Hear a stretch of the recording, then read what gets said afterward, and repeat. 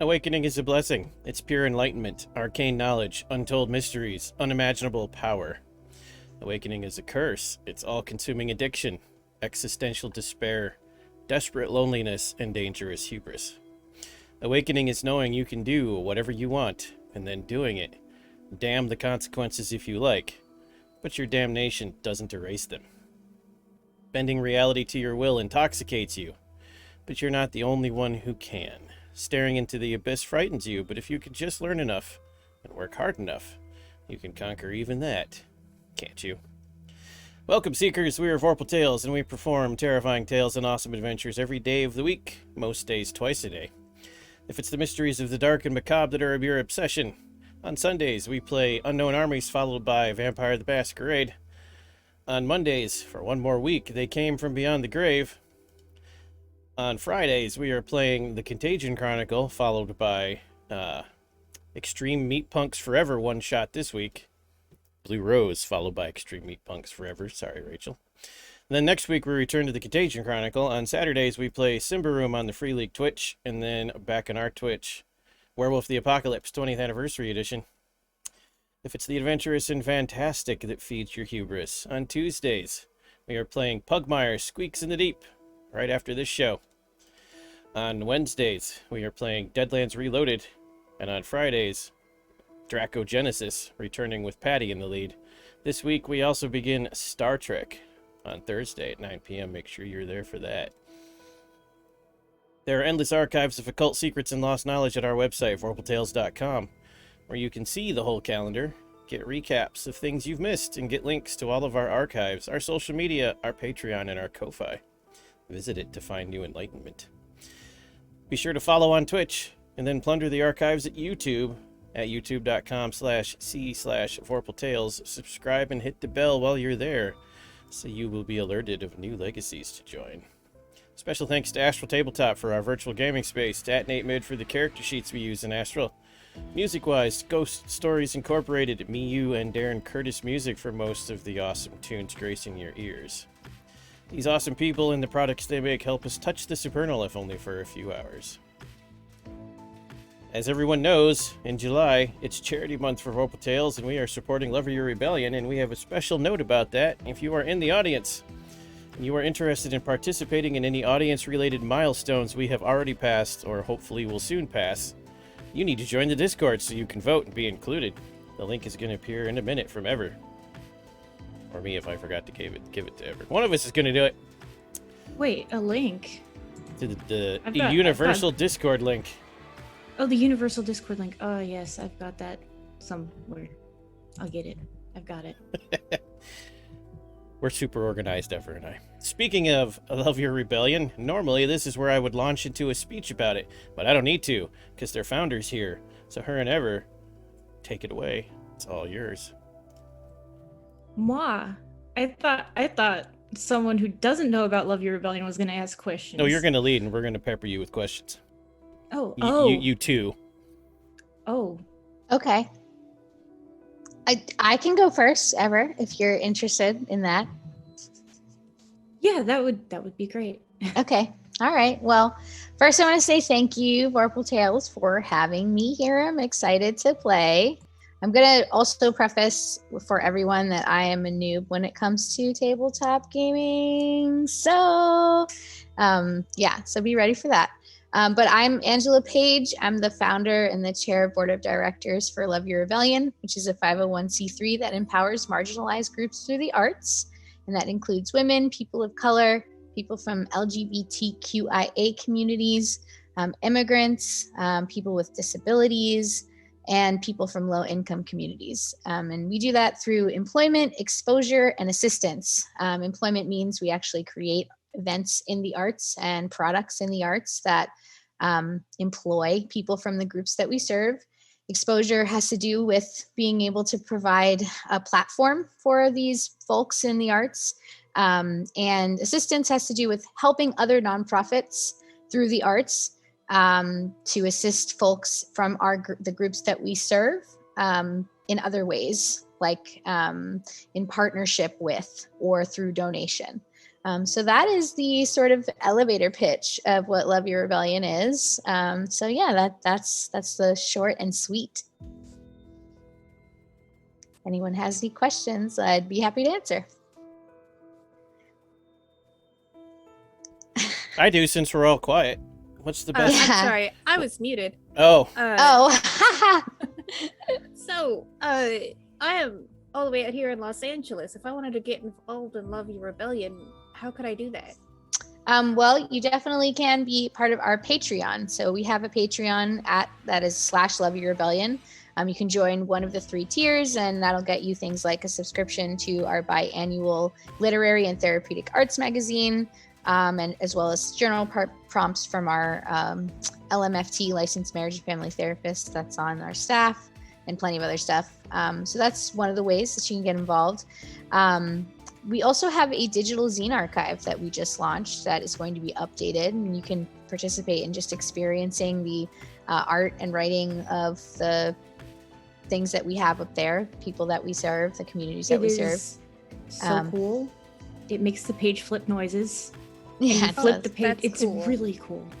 Yeah, and that's going to be an ongoing project that people can use on our website. It's, for the purpose of posterity and exposure, and just to preserve the zine community, which is something we're deeply involved in. So you can submit to one of the many contests that we run, or submission periods that we run, like for our literary and therapeutic arts magazine. If you visit our website and just kind of keep up with our social media, which is everything is at Love Your Rebellion on Facebook and Instagram, you can participate by potentially being one of the folks that actually, gets published or featured or any of those kinds of things. And then of course, just joining our Patreon, or, just engaging with the archive that we have on our website as frequently as you like.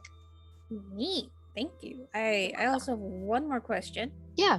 Love Your Rebellion is a really cool name. How did you come up with it? That's a great question.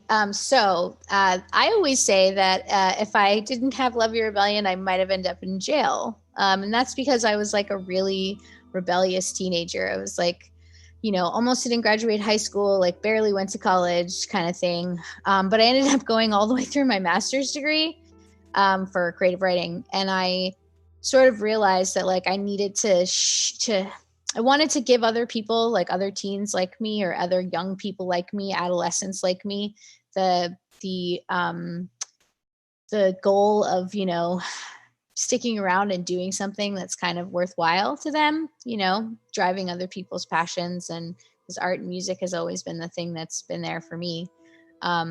So it's basically like the age old, like rebel with a cause versus rebel without a cause, I kind of turned all of my rebellion into serving others who, through the arts specifically, who might be disenfranchised for one reason or another. And yeah, so that's kind of it. That's awesome. Thanks. Very do cool. have Thank a you for answering my question for- questions. Oh, sorry, Rachel. No, I'm just saying thank you. That's all. Oh, Why zines? okay, that's a good one too. So I'm in my mid 30s, and so I grew up at the tail end of the 90s. I was like 13 in the very late 90s, 14, 15. And so like during that era, it was very popular to do something called fanzines, which are like these little booklets that are about music or culture, subculture, mostly punk rock and other forms of like anti-establishment rock and roll, or not even, sometimes not just rock and roll, but mostly rock and roll and punk rock of some kind. And people would just like kind of trade them and stuff. And lots of the bands that I grew up being influenced by, like Hole and Bikini Kill, which I'm wearing a Hole shirt right now. But like most of the bands that I grew up listening to, they made zines. And it was like a way for them to communicate with their fans and all kinds of stuff. And feminist movements also derive a lot of, they are very big in the zine movement from the 70s on. And I'm a student of feminist theory scholastically and just in my life as a person. And so all of that combined just led me to, want to do that. I also have a background in publishing through my graduate program and my undergrad. I worked on literary journals in college and stuff like that. And so I just married all of those things together. And so the original Love Your Rebellion zine started off as just a DIY publication featuring artists and writers from marginalized groups. So it was like an intersectional feminist zine, basically. That was the concept. So that's why it's like this fulfillment from my youth, this like carryover thing from my youth. So I do everything for my child self. If you guys haven't guessed, I'm just like trying to please her. So. I mean, I graduated high school in 2001, and so I agree, the 90s, best time to be a teenager. Yeah, I mean, we're biased probably, but yeah, man, it was real cool. Mm-hmm. I really loved, like I said, it was like the late 90s. I graduated in like the early 2000s. So. I mean, I was a surprise goth teenager. Best time to be a goth teenager, late 90s. Yeah. I can see that, especially like the deep auburn hair. Yeah, I can see it. I was a punk, if you can't tell. I still am. So anyway, so that's the story of zines in LYR. Anyone else? Does LYR ever have any intentions of branching out to the rest of the US? I think it would be cool maybe to like have chapters. So at like, if someone wants to start a chapter of Love Your Rebellion and basically facilitate the same kind of concept in their own town, making their own style of events for their own community or their own zines or whatever, and it's all under the LYR sort of umbrella. That would be cool. And they would have their own little board, and they would report to their chair would report to our board, and you know what I mean? And then just, it would be like that. So that's like, pipe dream stuff. Like, you know what I mean? 10 years maybe in the future or something. I don't know. We'll see. We could talk. Okay. Yeah, with this community, yeah. I don't know if it's such a pipe dream. Yeah. We'll see. I have a question too. I know that this is waxing long with it, but so if you are involved in various marginalized communities that are local, and we wanted to say promote Love Your Rebellion in order to maybe, if they wanted to seek publishing or seek some of the resources and different things, what would be some of the best ways for those of us to help them find their way to Love Your Rebellion? Definitely have them follow our social media channels, because we announce everything via our social media, and we keep everybody updated that way. And our website, keep checking back at our website, because we have an events listing, which also includes any of the submission periods that we have open for visual art or writing or virtual performance or whatever we might be able to provide. Those are the two best ways to kind of get notified about, turn on alerts, stuff like that, ways to get notified about submission periods and things like that. That's awesome. Thank you so much. You're welcome. And I guess I know we talked about this before, so sorry. But like okay. The age groups and various things that you're targeting towards, kind of what are you looking towards? For example, folks here know I'm a high school teacher. Mm-hmm. What sort of age range within that realm? Probably 16 to 40. So that's like our first, second, and third markets, if that makes sense. Yeah, our first market would be 25 to and up, pretty much, and then 18 to 25, and then teenage 16 to 18 roughly. So our digital archive, you would probably want to parse it first, but a lot of the materials there are appropriate for people who are under the age of 18. And so that's one way that we serve that community. And we offer other things in our zine library. The same thing is true, that is good, mostly good for folks who are 18 and under. There might be a few things, right. But our magazine is the same as well. We tend to keep it just accessible, if that makes sense. Right. the themes that we discuss in the magazine, people may have subjective opinions about that, because like I said, it is a lot of art therapy, mental health style things. And so that could be subjective for folks who are under 18 years old. But I think I personally would let, a teen that I was working with utilize the materials for sure. So I think that's wonderful, like being a proponent for mental health and using the arts as a way to get that outlet. I think that's awesome.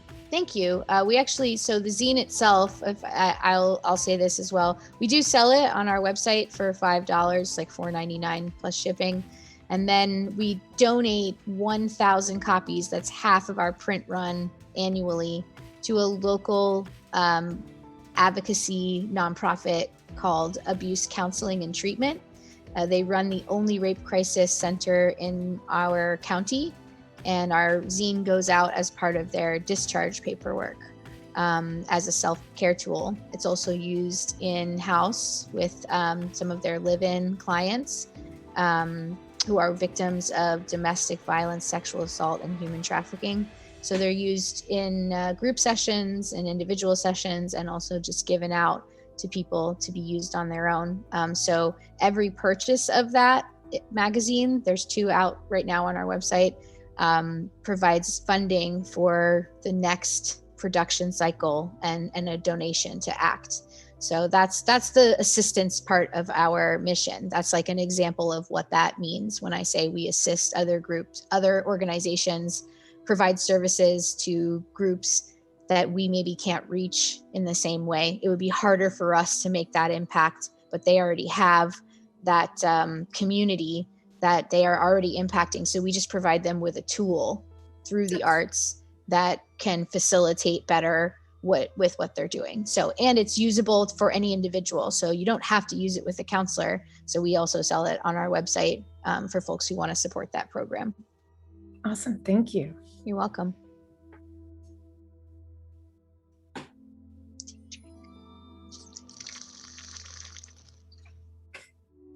I think I'm good on questions. Yeah. Thanks for giving me the opportunity, everybody. Yeah, we're glad to have you.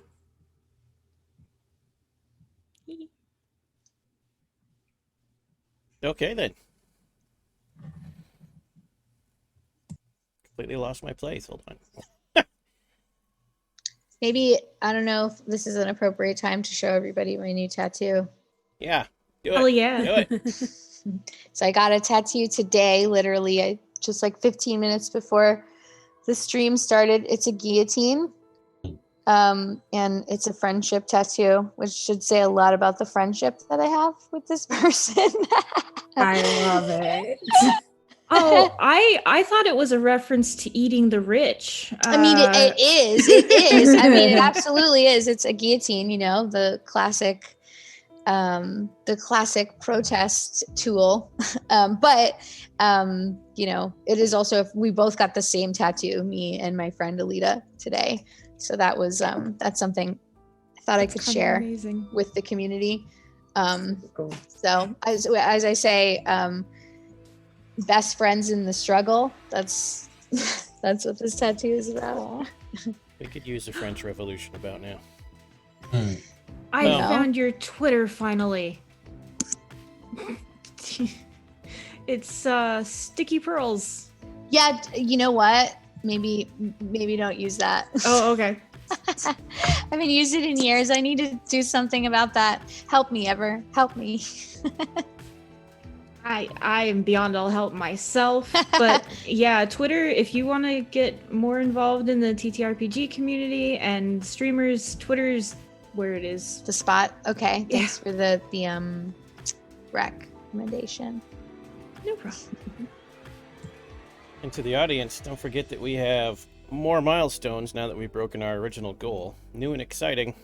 Somebody do the bang for me, because clearly I don't remember what they are.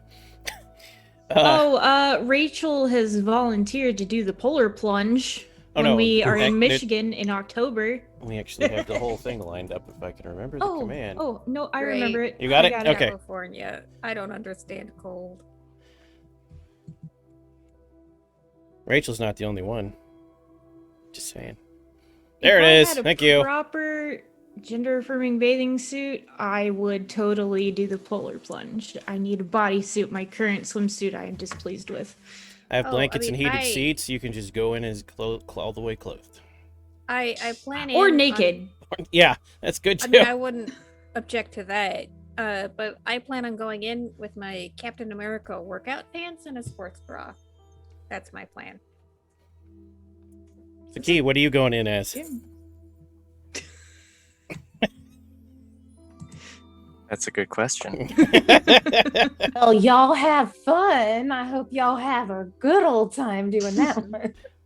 Our next... I felt Mare go bless your heart in that tone.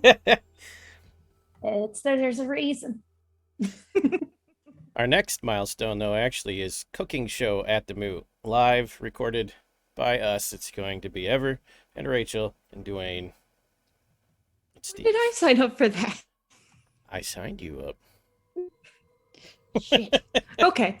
I will probably post some of my best recipes as a poll. Be like, what should I make? Watching you and Dwayne and Steve and Rachel talk about recipes, that'll be a good show. That's why all four of you. It should not be confined to the post-game chats. The world should be able to share that awesomeness. Okay, and don't forget, next week on Friday, July 23rd, is our all-day charity live stream event where we're going to have Rachel playing Blue Rose, followed by Steve running Extreme Meat Punks Forever. His game's going to be dope. I helped him craft custom characters for it, so you know it's going to be awesome. Those games will be running from 5 p.m. till probably after midnight, so come check those out. We will have special punishments, rewards you can buy specifically on that day for those games. Speaking of which, don't forget we have rewards all month long, including in this game.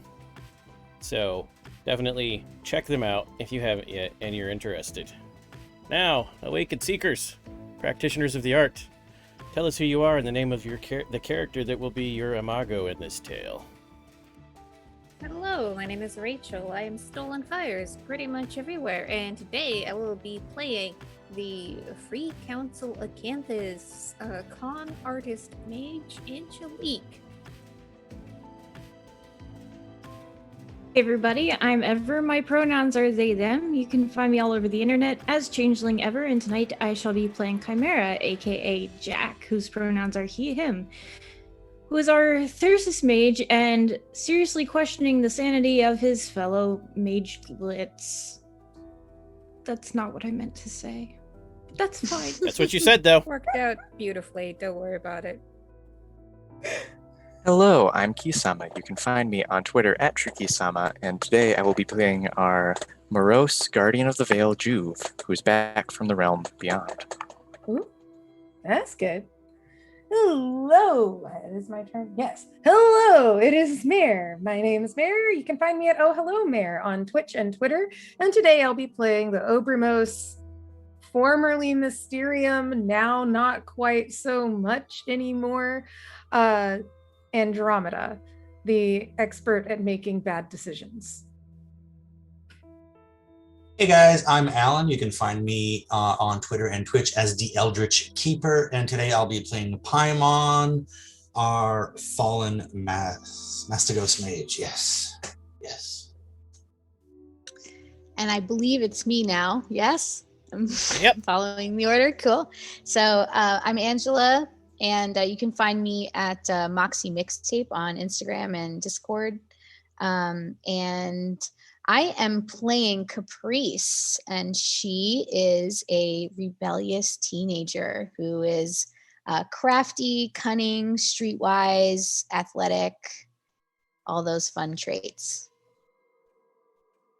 Excellent. And now, speaking of charity, we have 1 minor and 2 major chaos to start out, so we're going to get started early. Apple, would you please give us the recap? Apple. Oh, God. Damn it. Wow, that's going to be fun. Bug needs a break. Give us Apple. So, by the way, Angela, that chaos roll, we've got a chaos sheet, minor and major, and so we roll dice to figure out what we're going to do that's totally random when someone donates a specific amount. This tier is one of the players has to do one of their older or current characters of another game. Oh, but wow. So, yeah. That's what this is. Fun. As the two cars of mages drive away from each other, chaos befalls Angelique and she suddenly loses the ability to verbally communicate. Using his magic, Paimon figures out something otherwise magical has targeted Angelique.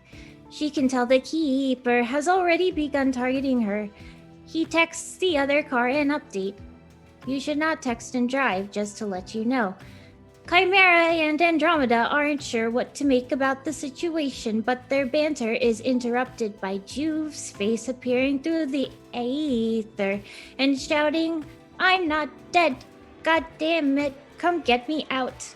Oh, Mom would not be happy that I just said a bad word. Andromeda tries to take a picture of what happened, but raw entropy doesn't like photographed and causes both Andromeda's phone and the car to die. Aw, would I have died? That makes me sad to think about. Angelique is about to turn the car around when she sees flashing blue and red lights. Wee-oo, wee-oo, wee-oo. She doesn't know how many active warrants she has out, so decides to floor it. But she doesn't have a whole lot of driving skill, and the car spins out of control after the cop car bumper taps them. That's not nice. This is regular cars, not bumper cars. It's a good thing we don't have these things in Fallout. A mile or so down the road, Chimera and Andromeda are upset they haven't gotten a text back. Chimera tries to summon an Uber, but there's nothing within 10 miles in either direction. That's when Angelique's Porsche blows by at 100 miles per hour. Oh, that's against the law. She's gonna get in trouble with the Brotherhood of Steel. Pursued by a cop car. Chimera assumes there's some kind of time magic going on, perhaps being caught in a loop. A loop. That's when he hears the screeching and sound of breaking glass and cars otherwise colliding. Oh no, I hope they're okay. Andromeda tries to cast some magic to teleport there, but her casting fails. They do arrive just before the car catches fire, however. Oh no, fire. I have a flamer. I could help make the fire bigger.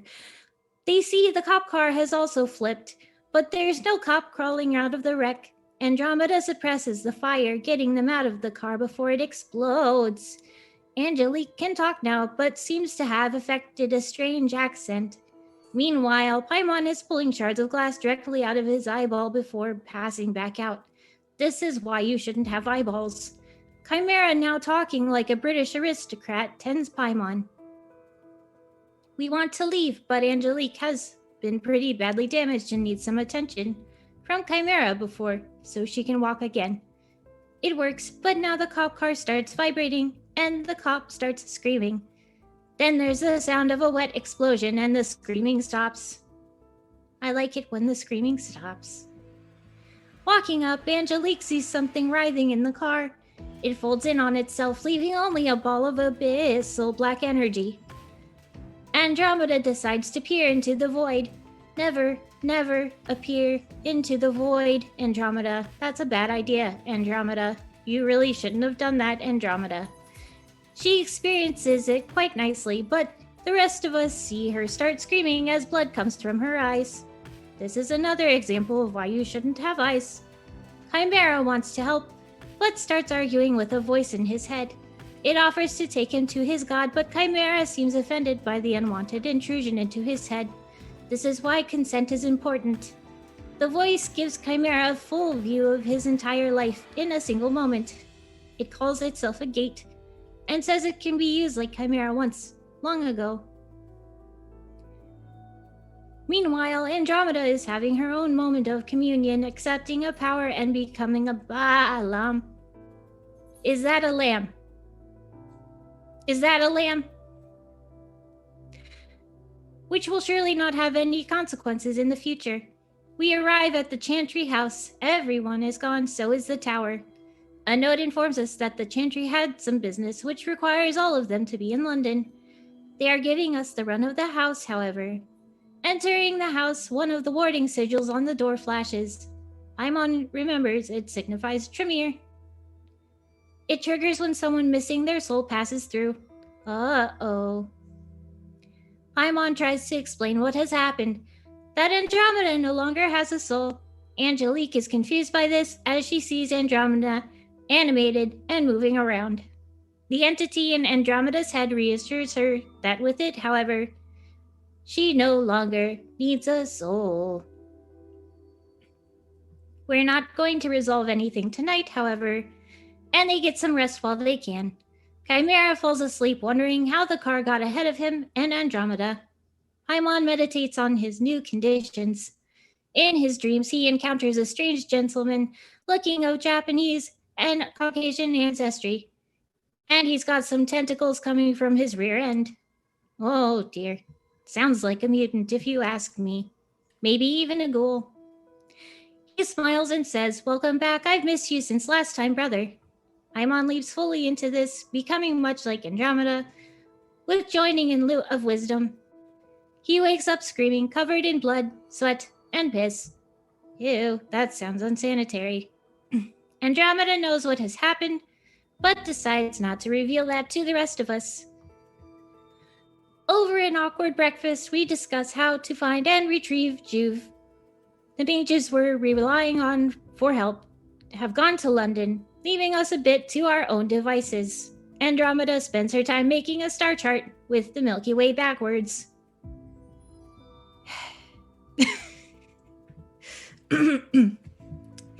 Paimon wants to question Chimera about the strange behavior he witnessed. Chimera says he was talking to something called Gate, and that it was an Exarch.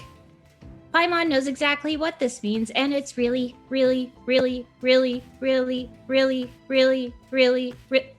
bad. As we discuss Juve's predicament, Paimon's phone goes off. The ship we've been tracking is in Devonport, England. Perhaps this is why everyone else in the Chantry left for London? The voice in Chimera's head offers it can get Juve back, but Chimera tells it to fuck off. Oh, Mom would be mad I said another bad word.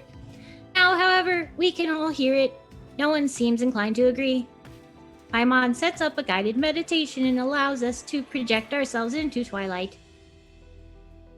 While he's setting it up, the entity offers each of us to help. All of us say no. Andromeda says yes, and immediately remembers the demon from the coffee shop. That was the moment. Right as a portal tears open and an ectoplasm-covered Juve comes flying through. I accept your conditions, the voice says, as we all feel something change. This must have been for science. Angelique picks up that the timeline has shifted. Someone else is using time magic to try and prevent us from doing something, and yet something else is helping us. Angelique receives a text from Annette. Don't come to London, they know run. Thank you. And the for science comment made me realize I really need you to sing the Portal song sometime for us. The whole thing. Maybe that'll be another tier. I don't know. But that wasn't the end of the chaos. When the scene opens, Paradox Backlash. Angelique and Paimon, your arcana have swapped. Andromeda and Juve, your arcana have swapped. Juve, you wake up messed up from your time in Twilight as Rashu Magoo, complete with the accent. I have to dig up Rashu Magoo. Okay. And Chimera. There was one other chaos. And this one was former returning PC or major NPC brings chaos. Meaning not only are you switching out of Chimera, but you're there purely to sow chaos for the scene before we introduce Caprice.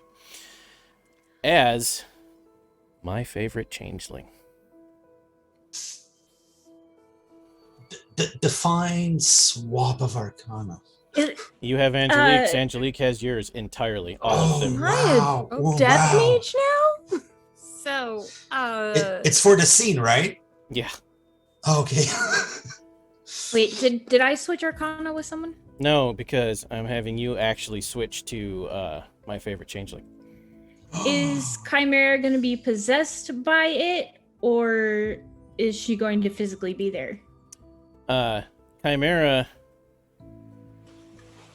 is stuck in a trance in his bed, and she is going to walk out of the room. That's how we'll play it. Oh, okay. Did I go put on my wig? If you want to, it's up to you. That's a whole process. That's a lot of work. wig I and don't the think so. contacts and the. Plus, I don't think you need the outfit to channel the character. Okay.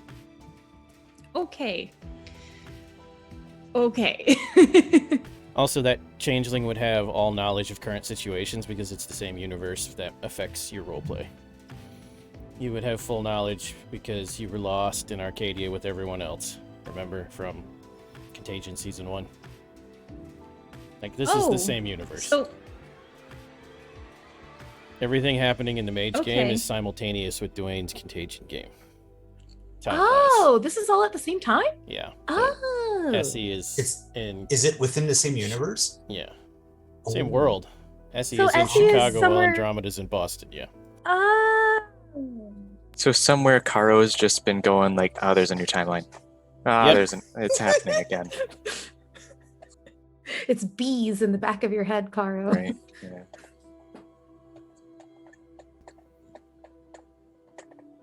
Let's begin. Wait, is this immediately after he gets spit out of the portal? Mm-hmm. And you felt What everything is- shift. The shift is what's messing everything up right now. The shift is our Arcanum swapping. What is Rashu Magoo wearing right now, if anything? Oh, you came back naked because you Yeah. were in Twilight. All right. You have a thick covering of ectoplasm, though, if that makes you feel better. The Bugs Where am Bunny I? pants. So Paimon's gonna pick up some what's the English word? Covers and cover Juve with it. It probably is very strange to you that you can suddenly see all of the former lives of the ectoplasm, the people it was connected to in Twilight. That's new. You couldn't do that before with your mage sight.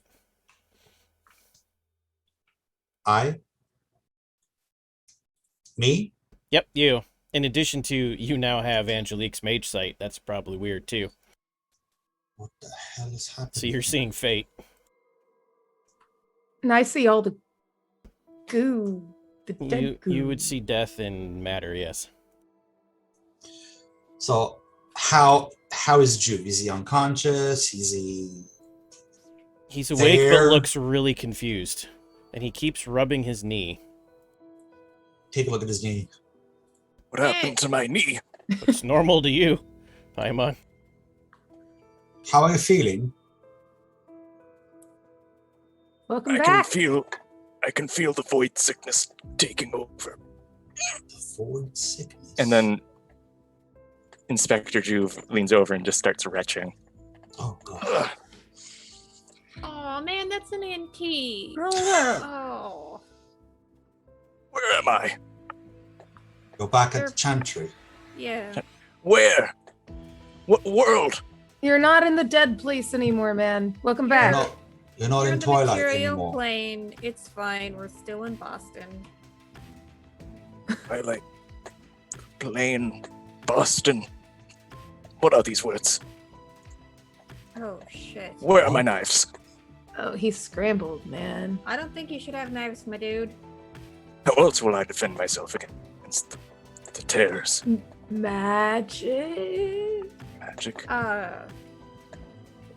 Okay, Andromeda, All right. you take care of him. I'm gonna go. Don't you leave him with me. Angelique will hold up her phone like, we gotta go. I'm gonna Oh. pack a bug out bag. What is this box? What box? That one. He points to the phone. Oh, please. It's a. Oh. We'll explain that later. Can we find you some pants? Oh god. Yeah, someone check, go see if he got possessed by, like, I don't know, a Victorian asshole. Yeah, I'm gonna go pack. Dorian. So Paimon's gonna start casting a mind spell to calm him down, only to realize that he can't. Yep. So he starts casting and he's like, why can't I cast? Are you doing Why little can't- hand motions? Yeah. Why can't I? Oh, More like finger tapping if you've watched The Magicians. And he's like, why can't I get into his mind? What's happening? Trying Anybody to get else? to my mind. I don't have that. I don't think. Does Juve have that? Mind anything? So he steps No back mind from in Juve. Juve. And he's like, something's wrong. Your mystic powers have no hold over me. You need a nap, my man, but we're gonna have to get in a car or something. What do you mean something's wrong? I don't need a nap. I need answers. What world is this? You What need is to it? sit down. Wait. What is your name? Rashumagu. Who? All right, so Mr. Shumagu, have you not heard of me? All right, Mr. Juve is not Not well. here. Yeah, or Yes. that. Juve. Who? What? Just to let you know, What happened to Rashu. my hands? Just to let you know, Rashu. Juve's actual pants are nearby, and Juve always carries a selection of knives. Just for a friend. Just telling you for a friend. Yeah. Holding it for a friend, totally. Inspector Juve puts on the pants, feels around, finds the knives. Good. He's At looking this at all of your moment- ankles. It's very weird. Oh God. Are you going to tell me where I am? Now. Boston. Where is 0214. Go ahead, tell him Earth. Let's see what happens. Boston, Massachusetts, United What is- States of America. Are you where are you from, Mr. Magoo? Mr. Magoo. Yeah. And she's looking at you just like this, like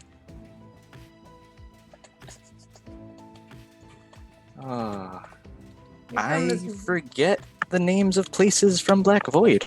You're from, insert name of place from Black Boy. where's Dwayne when you need him? Where is L-Y Dwayne! something. Yeah, Lynn. Lynn, Yeah, that's it.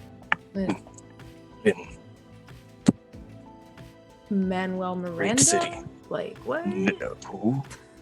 Who? Yeah. Who? What? When? Where? I feel like we're focusing a lot on that right now. How about you just come with me? Like, do you need like a cup of tea or something? Like, we gotta go according to the that one.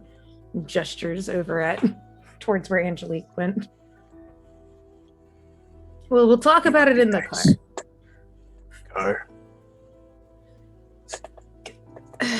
It's weird to you, Rashu, that these are all humans, too. They're wearing nice clothes.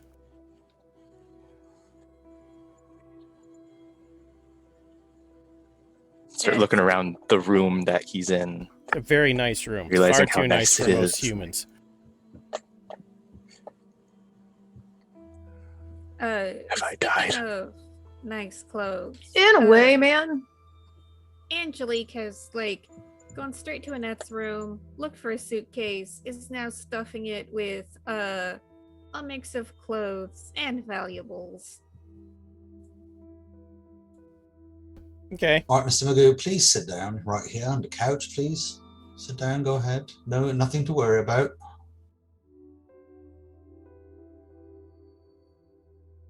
Go ahead, sit down.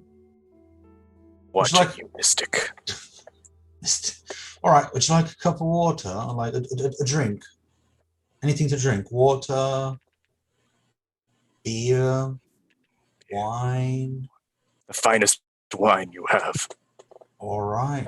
I'm going to go get the best wine I can find in the wine cellar. Okay. Pop the cork and give him a glass. Here you are. Please enjoy. Relax.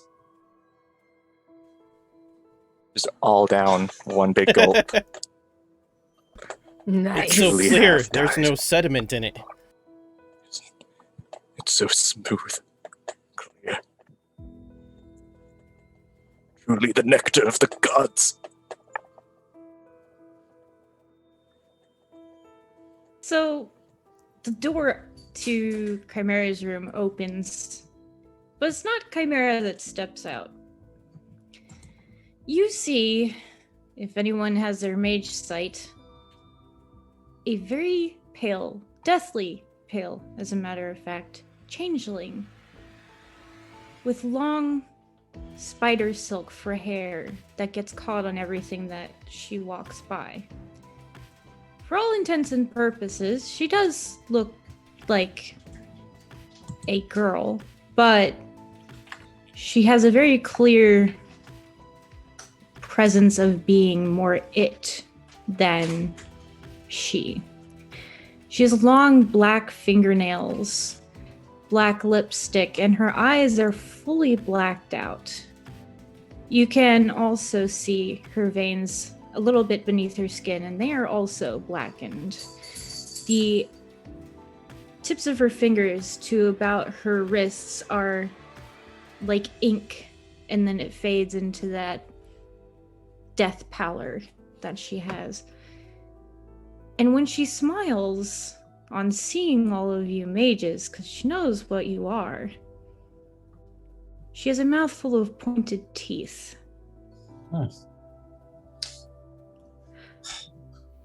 And there are spiders. It seems that... Oh, sorry, go ahead. Crawling in and out of all face holes, like it's normal. Hell no. Yeah, she's got Ugh. specifically the very delicate-legged, web-spinning spiders, a lot of them being black widows, but they vary. Oh, Do I see any sigils popping up? Do you? Like warning house. sigils. No. But with Angelique's Arcanum, your mage sight is going off like Star Trek Red Alert klaxon. And since none of you have seen changelings, you can all have an arcane beat. Yay! You're welcome. And yeah, to emphasize what Ever said, with mage sight you can see through the mask, and it is clear that the female presentation is a weapon, and the thing underneath is not a man or a woman. It's something terrifying. Almost alien. Yeah. And if you can distinguish between changeling and true fae, she's something in between. Yeah. Long backstory. I'll tell you all after game. All right. Who are you? Oh, it seems that I've been taken from home.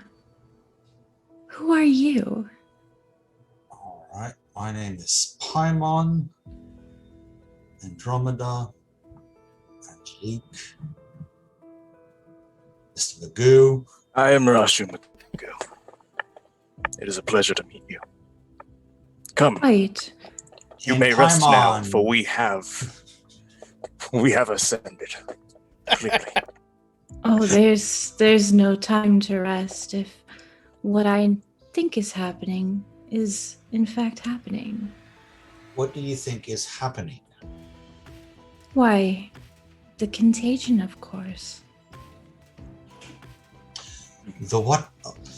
Does that ring any bell for Paimon or anything? It's like contagion?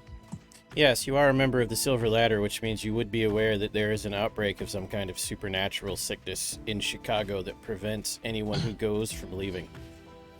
Is that a same Lud Andromeda have had that with the Mysterium prior as well? Yes. Hearing this?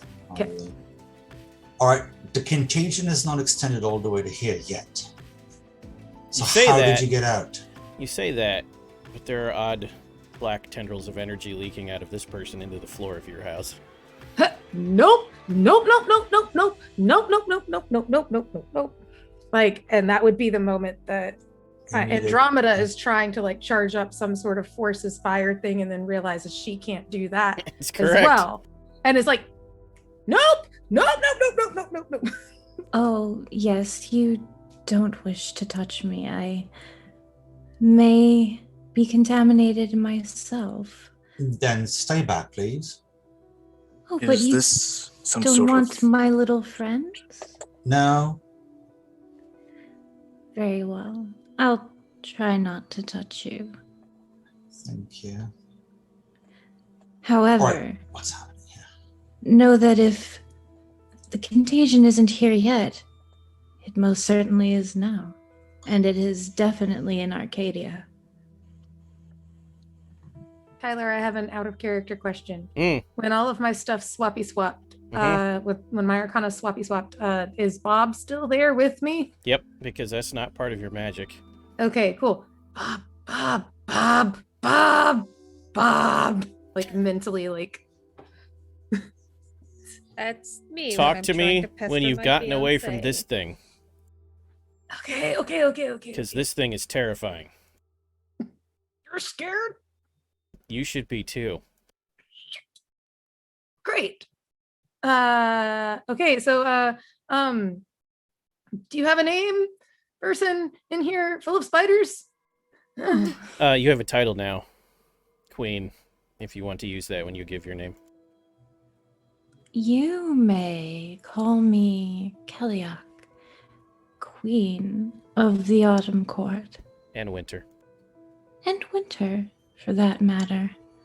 All right, so I have some occult. Do I need to roll to know that by using the terminology courts and Yeah. with the seasons that it's a fae? Same. You would need to roll. Angelique would know by default. Angelique would also know shouldn't be Queen of 2 courts. That's not how that works. Angelique will call down from where she's packing the bug out bags. That's really cool, but I'm an American. Also, what the fuck? You can't be queen of 2 courts at once. Oh, hello back there. I can feel that you're marked. Oh, how fun. How delightful for you. Yeah, I got Got 4 successes. real interesting girlfriend. I might be able to help you with that, you know. With 4 successes, you would also know all of that information. Kaliak, the mark is Maves, daughter of Mab. Daughter of Curious. Mab. Mab, like the Mab? The Princess of Winter, yes, is Maeve. All right. We That's have who's royalty not in the me. house. Yes, that's the keeper that's after you. I could help you with, you know, a couple words. You might even call it a contract. So I'm not saying no. I am not saying no. But we gotta leave. Oh? Why, whatever is tailing you aside from a keeper? Task Force Valkyrie?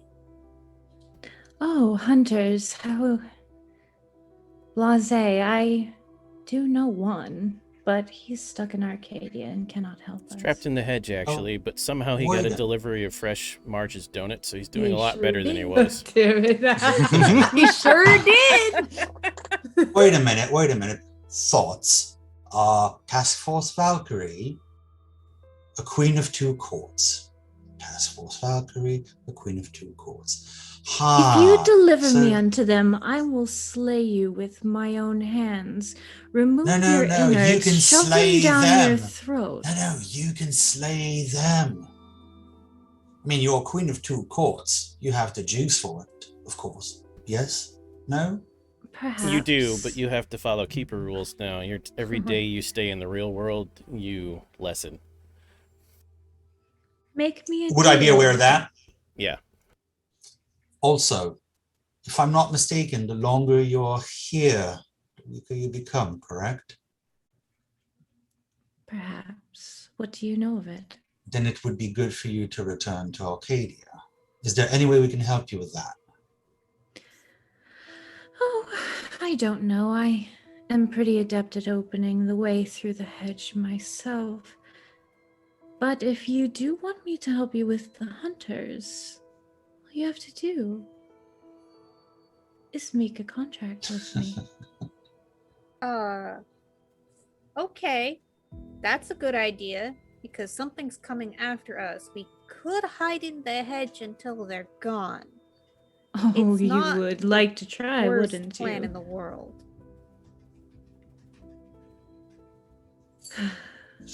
Paimon's no longer talking. He's letting Angelique talk. Hide in the hedge, you say? Oh, this should be delightful. So Kaliak, you absolutely would love to make a deal with these humans. Yep. Make a deal with that. Binding deal. That one. We've got other deals happening. Like there's deals on deals on deals happening here. Oh, what could you possibly give me to make it worth my while? After all, it takes a lot to expend such energy. And Paimon just looks at Angelique and waits.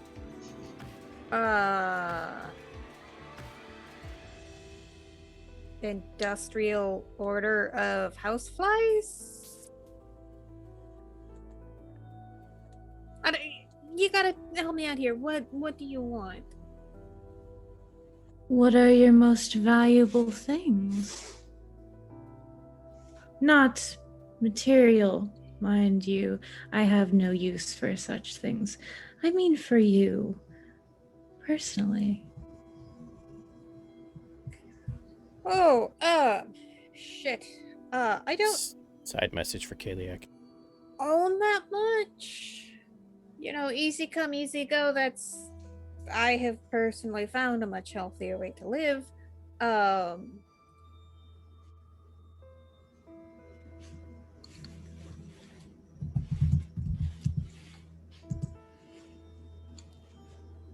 I could,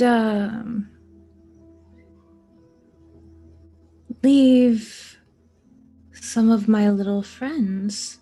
And she looks to her hand, and you see a myriad webbing spiders crawling out from you don't even know where, and they cover her hand completely. Arachnophobia. I mean, that's really cool, really creepy. Firstborn? That's a traditional bargain, yeah? Oh, I don't want your crotch goblins.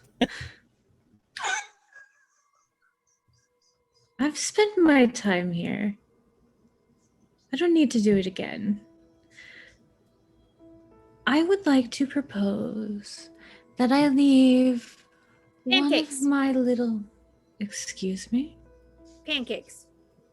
No, thank you. I'm No. not hungry. We are working on some supernal pancakes, and I will describe the ingredient list that we are currently working on. And when we serve them, we will invite you, because I'm pretty sure whatever experiences you've been through, they have not involved supernal pancakes. You have no interest in that, but you could easily supply the necessary Arcadian ingredient right now. I can help you get one of those ingredients at this very moment. However,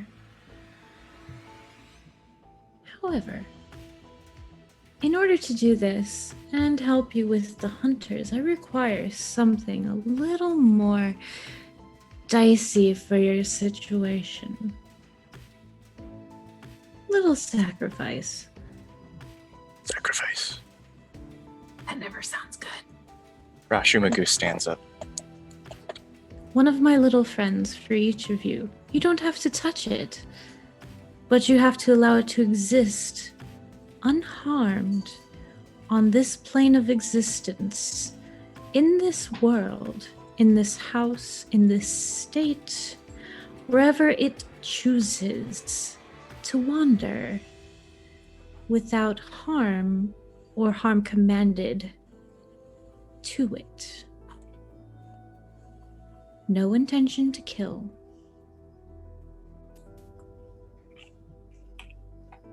So we take a pet spider from you and just let it be a spider? Precisely. Well, with In all exchange for deals- which, you would get one group favor and one individual favor each. And the motley benefit of being a group even though you're not a motley. I will accept. Even if the group doesn't, you still get your individual. What about Rashu? Rashumagu would offer a counteroffer. Do it. I have not been here long, but I can see that allowing these esoteric entities here might be might not be as beneficial to the inhabitants here. So instead, I offer you this. And Rashu Magoo, believing that he's already dead, offers the memories of his mortal life.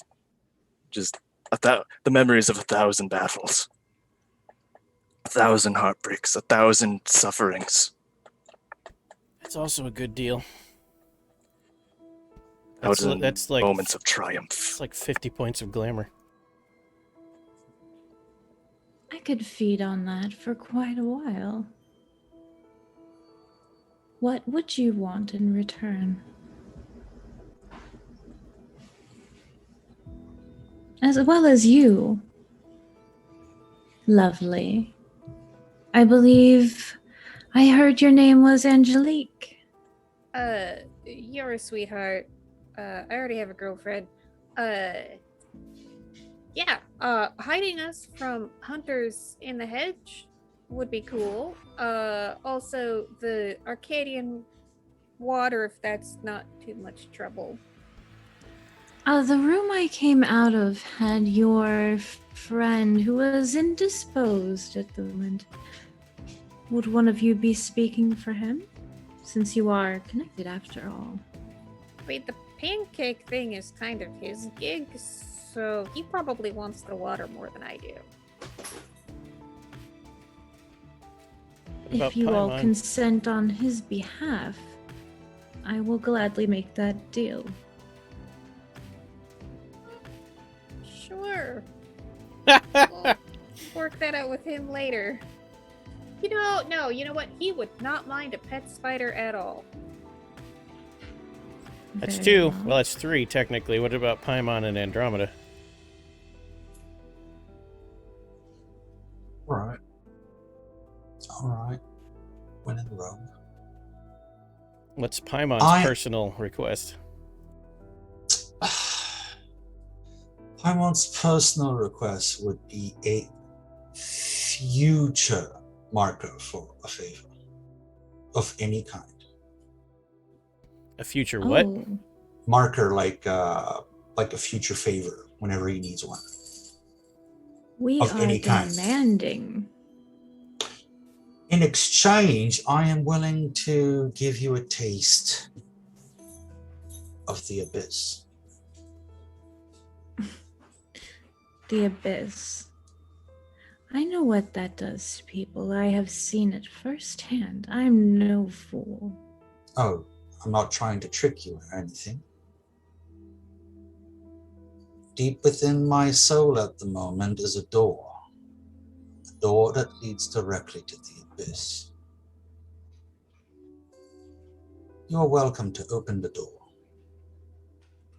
Welcome to open the door, but I choose not to make entry through anything that I do not control myself. However, This you really want that deal. Oh shit, she does? Okay. Cool. No intentions of trapping me, banishing me, causing me harm. well, the door is there. I myself have no control over the door. This is true, however, you do have the means to push me through. I have no intention of pushing the Queen of Two Courts within the abyss itself. It is a choice entirely up to you. We have a deal. We do. Oh, you've chosen so badly, Paimon. So, It's part of the game. Paimon, yeah, not Alan, Paimon. So Paimon didn't think his wording through Kaliak. He swore to open his soul to you. The end. I picked up on that. And now the cat has come for your soul. All right, Andromeda, what about you?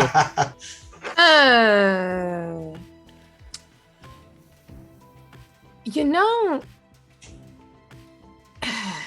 hi, how you doing? You're looking lovely today, like very tall, like the spider thing, cool trick, really like it. I have been in the business of making entirely too many deals lately. So I see. I feel like I don't have anything to offer so much as for a favor to you. Yeah.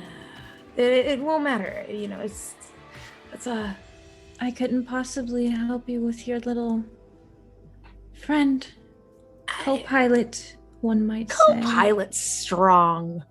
That's strong. That's not exactly what's happening here. But I just think that I would rather not. I just listen, I'm in debt already. I'm a graduate student, like not only like monetarily in debt, I'm like I have no soul anymore according to this house. Like I got like some debts that I just don't know if I can pay those back, and I'm not. You wouldn't want those debts paid off. I mean, it's a debt for a debt at that point. I think I'm good. Hey, but Andromeda, consider hunters with laser rifles. I mean, that's bad too. But I mean, I'm sure laser rifles. Laser rifles. I hear you. The GM can't say this, but any of you, well, Paimon or Angelique could. Also, hunters with demon parts grafted into their bodies so that they're better than you. Yeah, and like not just laser rifles, like demon laser rifles, like holy water that actually burns you. Demon laser rifles, like I mean, I get it. I hear you. It seems like I don't know. Like I mean, I feel like I'm really too far in debt. I just don't know if I can ask for anything and like anything like that, man. Oh, you would only owe me that one thing. What thing are you wanting? Like, what would you even want from little? Like, look at me. Like, this is like thrift store. Like, I don't have anything. You have so much more to offer than you think. You really, really shouldn't doubt yourself. Wow, it's knowing, man. Like, yeah, I think. Do you think I might tap out on that one? For just a little bitty arachnid. Because the rest of us are going into the hedge to hide. Can I just like go with you without like making a deal? You could, but perhaps my protections have fallen short of one little mage. Oh yes, I know what you are. And I know that even your kind can't properly survive the hedge without my help. Eyes, like internal eyes at Bob on this. Bob says, see previous reply, but you're not sure how much you trust Bob anymore. It's true. I mean, okay. So just to very quickly renegotiate, I am accepting on behalf of Chimera. Chimera gets the Arcadian water. For me personally, I would like to know about the keeper in this photograph. Oh, just know you don't want me to help you with her. I'll take whatever help you can offer. Very well. Smart choice. Okay. All right. So let me get this straight. A spider. Mm-hmm. I promise not to step on it.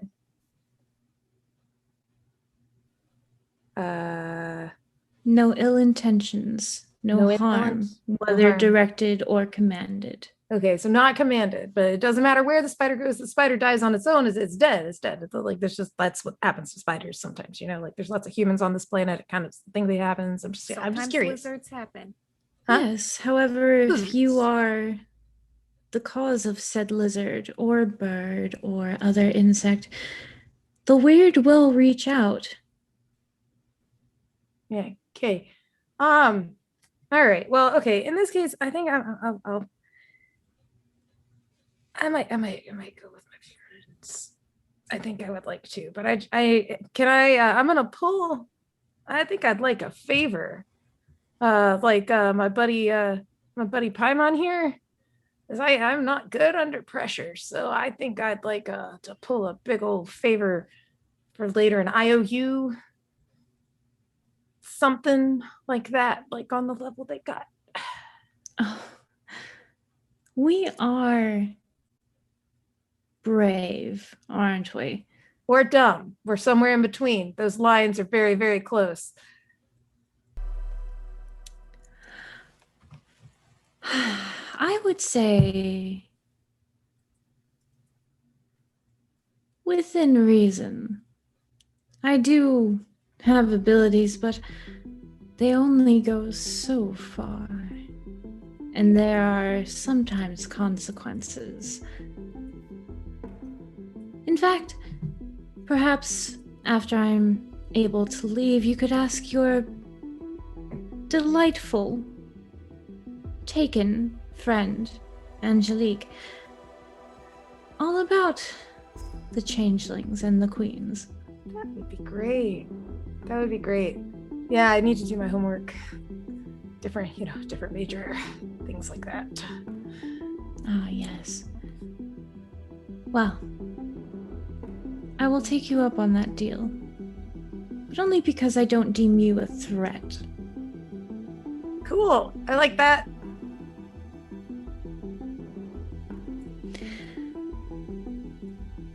That's it, Keliak.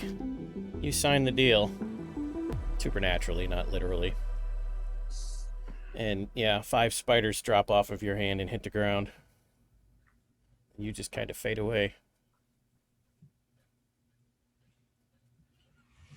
Right about the time the spiders are crawling up your legs. Oh god. Wait, does anyone actually have arachnophobia in this? It is not marked on any consent sheets, except we didn't get one from Me, Astral, but it's since fine. we failed. Oh. Me, but it's fine. I have to literally, physically. I would like to remind the group that Rashumagu never agreed to taking care of the spider. That was the counteroffer of his whole memory of his life. That's right. That's correct. So Squish, Joe, squish so goes Jude that has spider. no spider. Oh no. The 5th one was for the house, because the whole group accepted. 4 for the players, 1 for the house. And then the second Keliak disappears, you hear the front door open and close. Because that's when Caprice shows up home after a long visit, or after a long departure. Wondering what the hell's going on because no one's here. Where the heck is everybody? Says a voice from downstairs. Sounds very young. Shit. Does it sound like anyone I should know? Kind of. You don't know everyone real well, though. Hello, is anybody here? Paimon heads down. Hello? Hey. You can describe how you want yourself to look, Caprice, physically. Okay, I can. Okay, so Caprice is average height, 5'4", so very fit, strong, clearly trained in some way based on her stance. She wears ripped up fishnets and boots and cutoffs and a tight white tank top that's not exactly clean but also not dirty. And she has long, wild, curly, bleach blonde hair. And is all of 15 to 17, hard to tell. Yeah, young. 16 or so. Right in that sweet spot. You kind of recognize her because she is a member of the Silver Ladder, but Net always dealt with her, not you. And you kind of recognize him, the old guy that you never talked to. Okay. You did like his accent, though. Who doesn't like a British accent? Yeah. Hey, don't I know you? You sound really familiar. I kind of like a British accent. All right. What's your name? My name is Caprice, but some people call me Brat. All right. You see recognition for that because you know all the shadow names of everyone who's a member of this group. Okay, I see, Brat. Who was out of character? Who's taking care of her usually? Annette. Who told you the house and anything in part of it was your responsibility. So. All right. Everybody's in London at the moment. Shit's going down. Oh, so Annette too?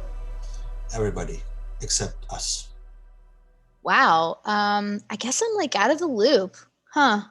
And we kind of have to go there as well. We as in me? We? Well, I guess so. Oh.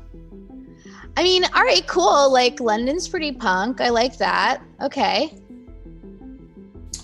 Right. So when? Or? Let's go upstairs. We still have something to deal with. Please okay. Follow? Sure. So I have, Caprice has a sack, some sort of duffel, and she picks it up and shoves it over her shoulder. Follows. You see a spider crawl out from his collar and into his hairline from behind. Oh shit, dude! There's a spider on you. Yeah. Don't touch it. It's fine. It's perfectly fine. It's okay. I know. All right. Cool. Okay. Awesome. Nice. All right. I'll try to remember that. Okay. All right. Cool. What type of spider is it? Do I know? Is it a red bag? Is it what is it? One of those ones that looks extremely terrifying that you can't classify without a microscope, but it's probably harmless. All right. Quick question out of character. Does Paimon also have a fear of spiders? No, that's entirely 100% me. Well, I was going to say if it was Paimon and if Keliak picked up on that, Keliak would leave the scariest looking spider, but it's absolutely non-venomous. Wow, okay. So Keliak is not a nice being at all. All right, let's say that Paimon has arachnophobia as well. All right, let's make it interesting. I'm so sorry. No, it's fine. It's part of the game. So Juve. So yeah, we have the goo problem. Rashu Magoo fades away, and Juve returns. It's really weird, Juve. It's really weird. You can't remember anything except the moment the coffee shop exploded forward. Everything else is gone. And why are you slimy? Oh no, you know that. From the coffee shop forward, you remember everything, but your entire life before that is gone.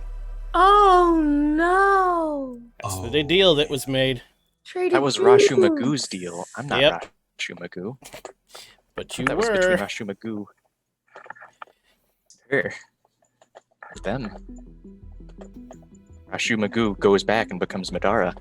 No memory of who he was. Wow. Do I physically feel the spider at all time? No. No, okay. All right. So, but Paimon doesn't really notice. So Mr. Magoo, how are you feeling right now? You have no memory of the time Magoo had taken over you. What the hell's a Magoo? Mr. Juve. Bossman, welcome back. Hey, Yeah, you're thanks. back. How you feeling, Mr. Juve? Like shit. Now, All right, Someone give me a coffee. Now, the way this will work is because Magoo used your body, you got the side effect. Your memories will return, but over the course of sessions. A long time. Just blissfully unaware. That's two characters for you now with that. Well, Rashu Magoo isn't actually a character. No, but I'm just saying that's Juve and Karo getting memories back slowly. That's true. It's a lot like Caro, yeah, just faster. Paimon comes upstairs with some kid, some punk rock kid. Angelique would like to go check on Chimera. Chimera's Yeah. awake and sitting up in his bed. You have a headache, Chimera. Yeah, there's also a cat checking to see if I'm okay as well. Thank you. And a bottle of weird water on the desk next to you that's slightly glowy. Yeah, Angelique will poke her head into Chimera's room like, hey, you're awake, so I got good news, bad news, and then just news. Okay, I've got a horrible headache. I don't. What? Okay, start out with the. What's the good news? That is the pancake water that you need. Oh. I have a feeling I know what the bad news is gonna be. I made a deal on your behalf with the Fey lady. So you have a pet spider, don't kill it. That's when it crawls down out of your hair and right across your eye, and then down onto your cheek. Ow, my eye. It doesn't hurt, it's very tickly. Because your spider is like a daddy long legs, but with the really big legs. I'm fine with the spider, but please wait, rewind. You made a deal on my behalf? Didn't we just go through something like that with Andromeda? And Alright. So my thought process was, I'm pretty sure the goth dude is gonna be okay. But the pet spider, especially if he gets pancake water. Also, we're gonna go hide in the hedge from all the people who are after us. What? There's a whole bunch of people after us. We're gonna go hide in the hedge from them. Yeah, I know there's hunters after us and there's a keeper after you, but we're hiding in the hedge. Did I hear you right? I'm hoping you mean like there's some really cool changeling themed bar now called the Hedge. You know what? Yes. I know you're lying. Damn it. I mean, I'm kind of surprised because you're supposed to be like, what, a con artist or something? I cannot begin to describe how out of my element I feel right now. That's fair. That's fair. I'm gonna just contemplate life and pack and contemplate life. Now back and to eat comfort food. Back to Juve, Paimon, and Andromeda. Paimon walks into Juve's room with some random teenager from the point of view of Andromeda and Juve. And from Caprice's point of view, some hippie chick and an old, middle-aged naked guy covered in green slime that's slowly evaporating into ash.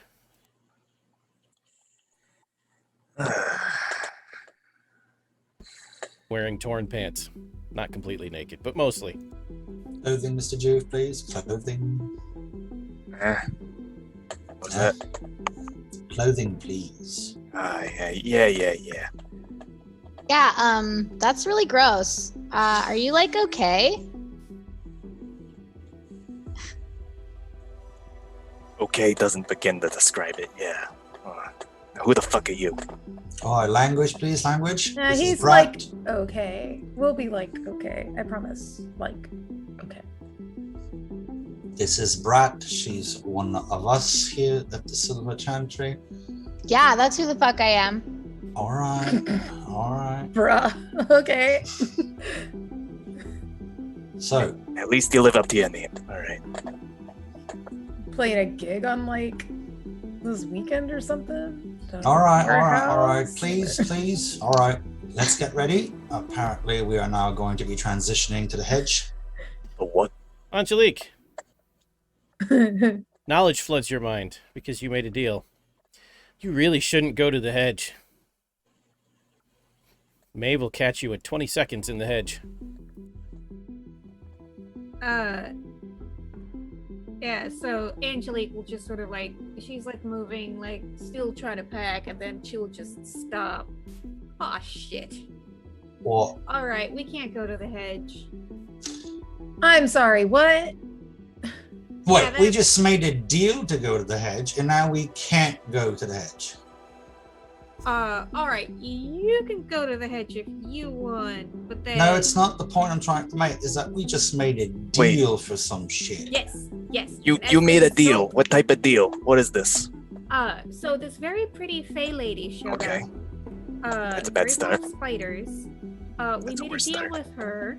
Part of the deal was she would tell me everything I would need to know about the keeper who's after me, and also she would hide us in the hedge. But anyway, as a result of the deal of knowing about the keeper, shouldn't go to the hedge, because that's like just strolling into the spider's web, essentially.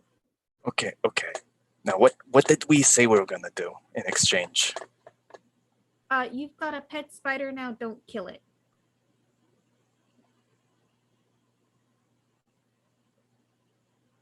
I have a what?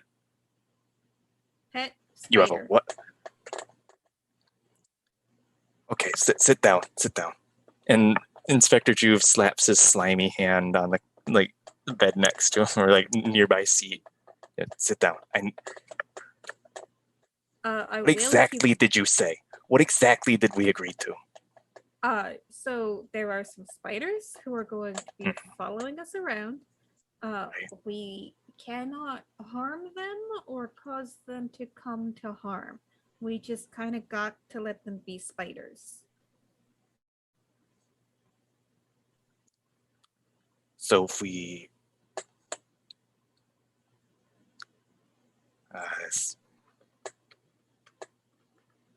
I don't like the sign of this. Not at all.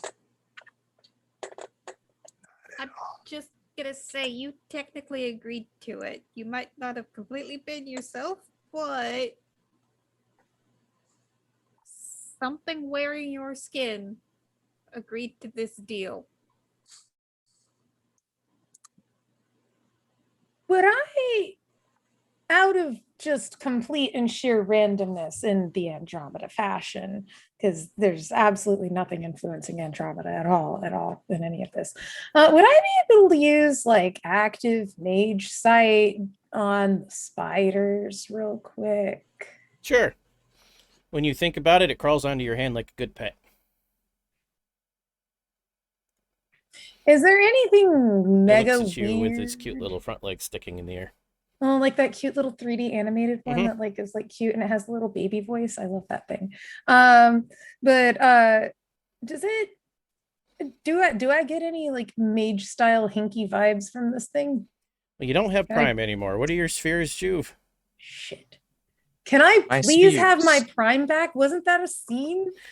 That won't go away till it actually hurts you by making you cast a spell. You have Prime 1 you if do that's have Prime any 1, consolation. Prime. Yeah, Death 3, Matter 1, and Time 1. Yeah, you easily verify what Bob just told you. Okay. It's coming off it in waves, and you now. And everyone else you can see. Except the teenager. She's fine. Hey, girl, don't touch these things. Don't touch these things. This is the Fae chick. Your Fae girlfriend has screwed us over really bad, guys. And Angelique, we're screwed. We're fricked. This is about the time you walk back out in the hallway, Angelique, with Chimera. We're big borked, man. It's over. Those things are contagion. The spiders? The spiders. Yeah, it clicks then. Kaliak said, "Don't touch me. The spiders are her. You're all touching her now." I have an idea. Your idea. Cool. What's your idea? I would love your idea. All right. So. Except Juve. Juve is not infected. Juve has no personal spider. But the house is infected now. Simple. You guys just need to tell me to take care of your spiders. We can't tell you to do that. No. I take care of the spiders. No, I take care of the spiders. Yeah.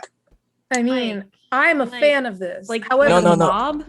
no. He's take care of the he's- spiders. Yeah. Like put them in a nice terrarium. Yeah, take I'm gonna put them in a box and like care take of care my of them. No, like spider.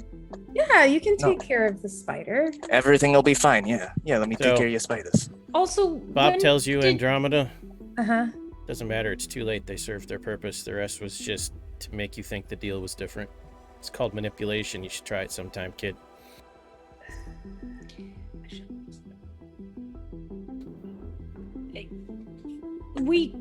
Okay. We just welcomed Contagion into Boston. Yep. For a hiding hole in the hedge. You don't know what's going on, Caprice, but these people are a hot mess. So when did we get a cheerleader?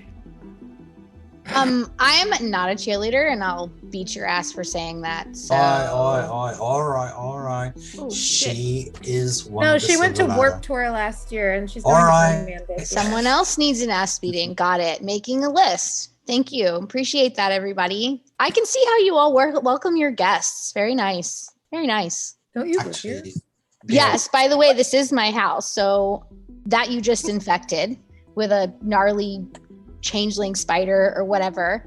And so now, what am I going to do? Where am I going to go? Did y'all ever think of that? Wait, you're part of the Silver Ladder. Yes, she is. And Andromeda just starts laughing at the sound of that sentence. We've got to take you to your people. We've got hunters after us. Yeah, you guys were talking about like this hunter stuff, and that started to freak me out. And I also realized that whatever deal you made, I was not a part of it. So I have whatever That's- protection.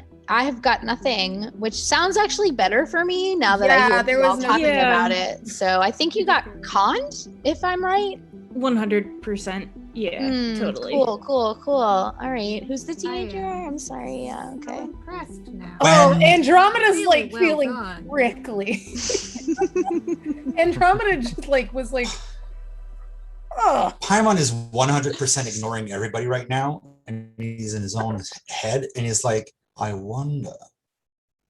I'm going to look around the house, specifically where one of the soul stones would be, and I take a look if they took the soul stone when they went to London or they left it at the house. They didn't take any of those, no. I have whoever has my prime stuff. We can find and rearrange and move nodes. It's a thing. Move important things. Whatever you do, don't go in my bedroom, okay? Which one's your bedroom? It's probably the one that smells like patchouli, No, it's the one that smells like weed. So, Oh. yeah. which you cover with patchouli if you knew anything. Learn. I think I prefer Nag Champa, thanks. Patchouli's for hippies like you. Paimon goes to Angelique because he feels she's the most mature person here at the moment.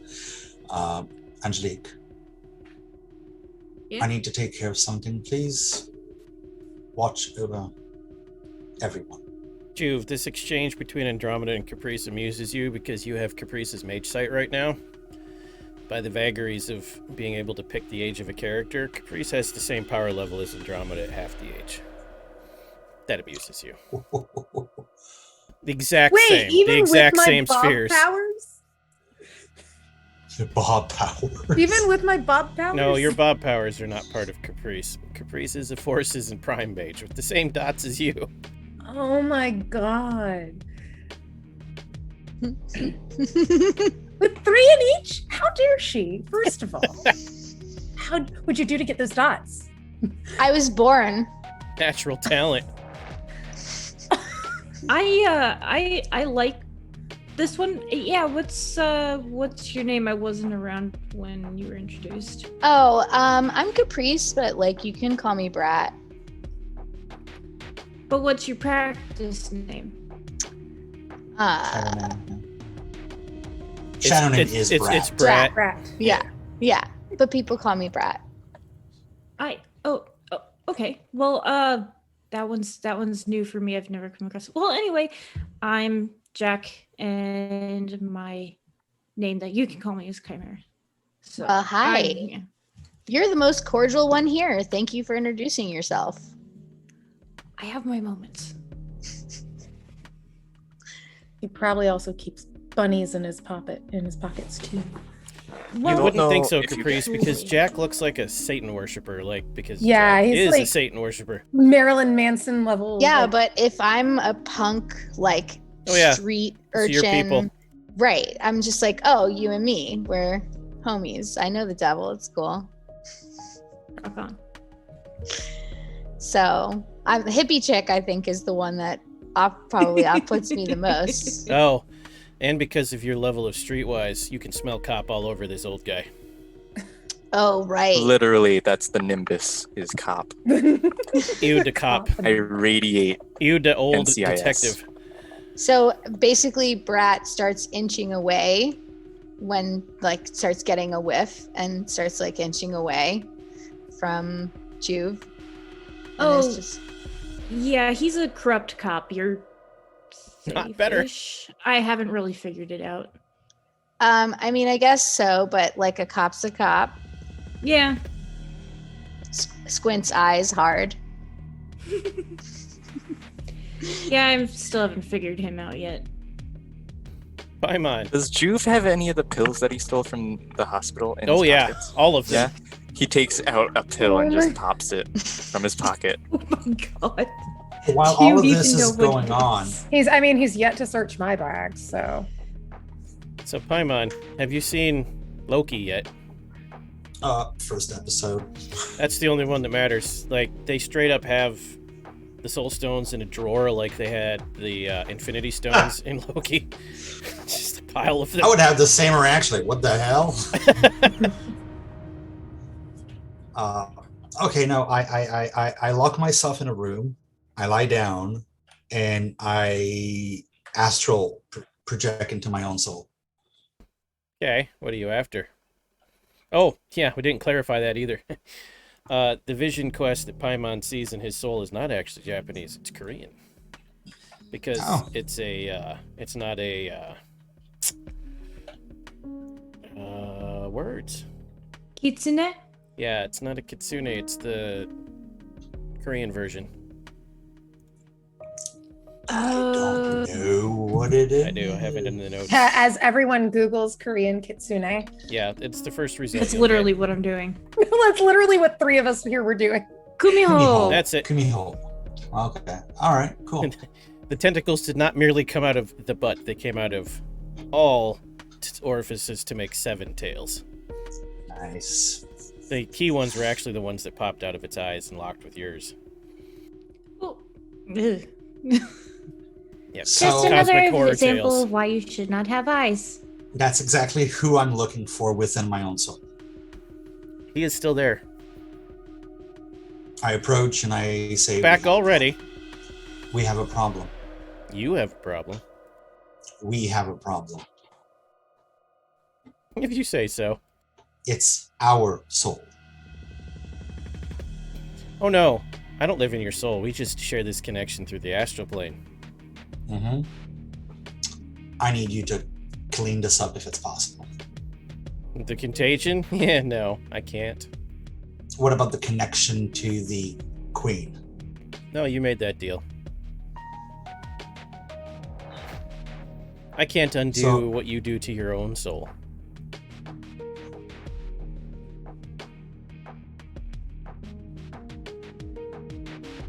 I'm trying to backtrack the connection that I have to the abyss directly if it's possible. Yes, you can do that in a seeking. I do it. Okay, All the way to its source. okay. What are you looking What for? happened? Like the void. Oh, it takes you to the abyssal shore, not to the void. Okay. You can see it from there, but you're not in it. What does it look like? Dune. If Dune was a beach. To an infinite sea of blackness that isn't water, but still moves like water. Am I wearing shoes right now? And the sun is red. No, you would be naked. Oh, perfect. I start walking into it. There is some kind of barrier between you and it. You can't see it, but it doesn't let you pass. Your gut instinct is you're not pure enough yet.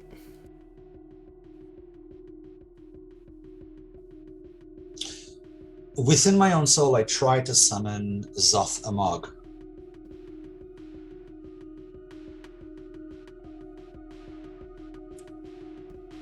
Okay. If God himself did that long pause, I don't know if that's a good idea. It was God deciding what that would do when it merged with the contagion, because that's summoned through his psyche. Wait. Okay. Oh. I'm trying to find a way to basically cleanse myself out of all this. You feel or the presence. If I don't know how, I'm looking for knowledge that will be able to help me. You feel the presence of Zothamog, but you don't see anything. All right, I just close my eyes and I try to reach that feeling that I have. It's there. It's not doing anything, but it's there. Can I talk to it? You could try. I need help. Sensation of curiosity. I share my memories of what just happened. Sensation of amusement. Asshole.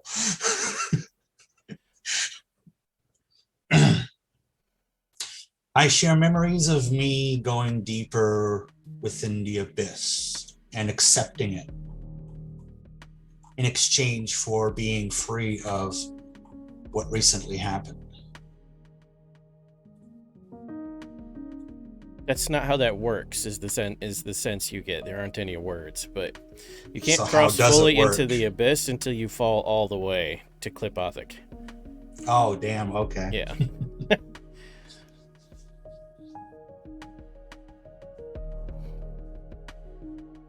All right.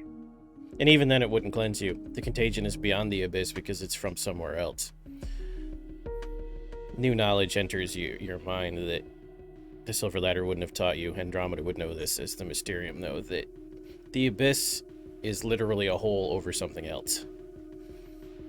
There are some theories that it's actually the thing that protects reality from whatever's beyond. The contagion is from the beyond, and it entered the world through the abyss. The abyss can't stop it. All right. You do learn an interesting fact, though, that none of the characters in this game would know. The contagion itself isn't actually...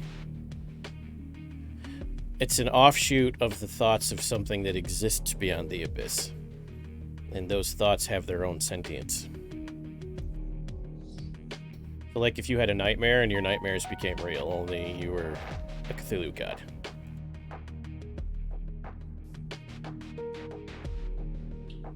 I project mentally to Zothamog, or the connection I have to it. I want more power.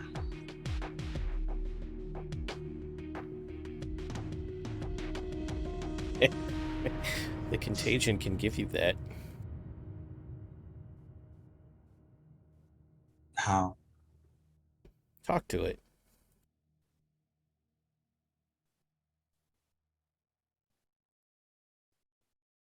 Can I do I feel the contagion?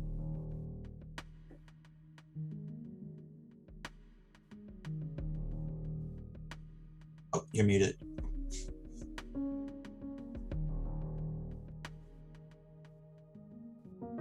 Tyler, There's a you're silence spell upon you.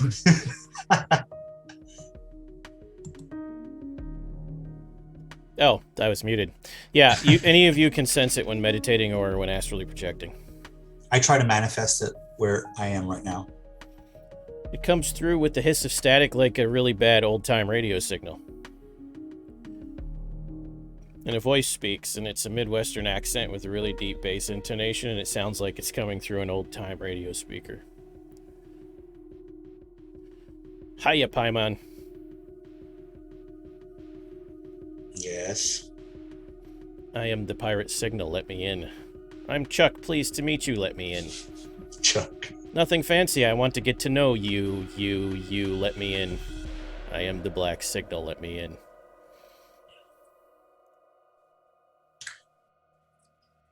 Ever knows this from previous games. That's why they're freaking out. Oh, don't do it. Don't do it. Don't do it. How does Zothamog feel right now with this being on the verge of my soul? Amused and slightly terrified. Terrified? Slightly. Like the way you feel on a roller coaster. Like that.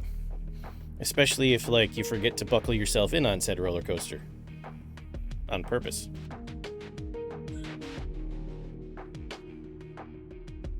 Or like, you know, all those memes you saw a few years ago of people hanging off the edge of cliffs by one hand. Like that. I push it out and I wake up. I just come out of my soul, out of the astral. Your eyes pop open in the chair and you're looking down at the soul stones and the voice is still in your head now. Let me in, Paimon. Let me in. But then it fades away for now. And I rejoined the group. Okay. That seems like a good spot for a quick 10-minute break. Yeah. So don't go anywhere, audience. We shall return in 10 minutes.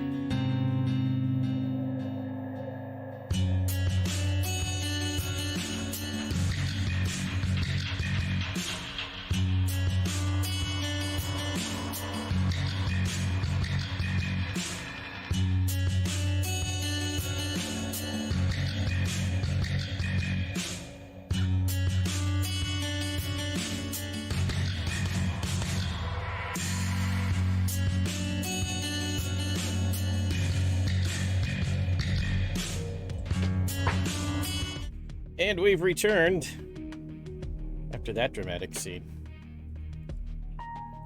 It does whisper one final thing to you, though, before it fades away into the back of your mind for now, Paimon.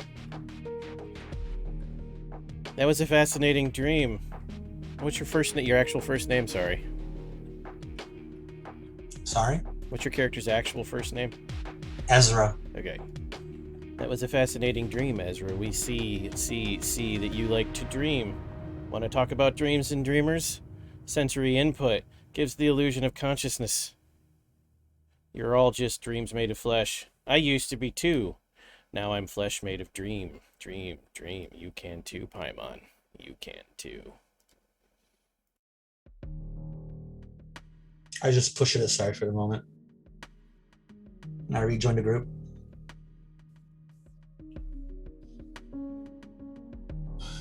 All right. So,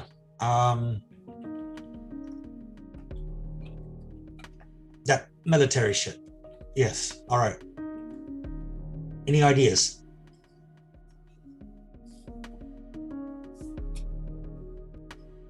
I mean, like, are there any guns around? Trying to do military shit. I can make you some guns. Hold on. Yeah. Like, you said military shit. Are you talking about, like... All right. Yeah, combat? I forgot. You're not in the loop. All right. No. So, human cultists, ritual sacrifices, opening gates to exarchs to enter our reality. Bad. We need to stop it. All right. One such cultist on a military vessel that just docked in the UK. Is that correct? I don't know. Yes. The UK. Oh. Yes. Where everyone told us to run from. Where was... Wait, well, okay. Double checking. What does the text from Annette say? The text from Annette simply said, there was an emergency situation the Silver Ladder had to take care of. We were convening a convocation in London. We all had to go. Yeah, and then there was like, one that said run. The end of last week. Yeah. They know where you are, run. The text message, right, yeah. Yeah, that one. Because of the hunters that you called on yourself. Okay, that was Annette. Yeah, Annette was warning you that somehow she found out they know where you were. Okay. All right. We gotta go. Like, wherever we talk about this, it should be not here. Any suggestions of where we can go quickly now? My first impulse is to hop on a train. We can go in the twilight. We could go into Twilight. And then didn't you say how dead are we going to get in this hedge in this deal you made? You're probably all gonna be fine. I'm fucked. Did you all get packed and get your luggage downstairs yet, by the way? Oh yes, that is what Angelique has been doing. Angelique's been throwing everyone's stuff into bags, I think. Yeah. Good, And, because it's when you're all on the first floor with your luggage talking about this, the automatic gunfire starts breaking all the windows and punching through the walls. Roll initiative. Ah! Shit. Oh, For So- Caprice, initiative is a D10, and then I'll add your modifiers so I'll know what the number is. Is there a button for it, guys? Oh yeah, double There down arrows. is. Double down arrows on that bar. We'll do it.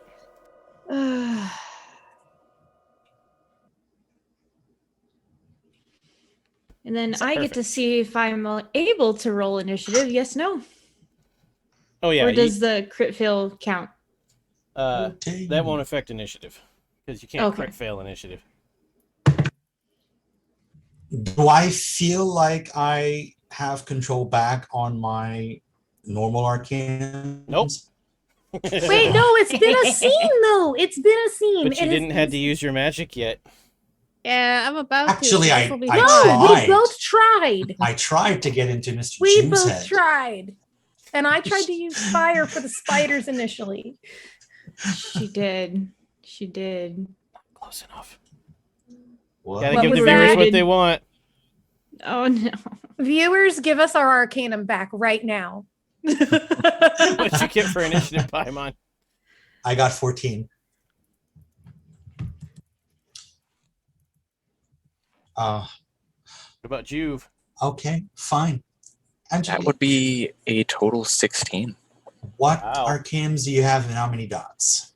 I posted in the Discord. Oh, okay, cool. Oh, yeah. I guess I should post my. What you get in? Oh, Andromeda? Yes, wow. please. Ever, that character is creepy as hell. I know. I love that.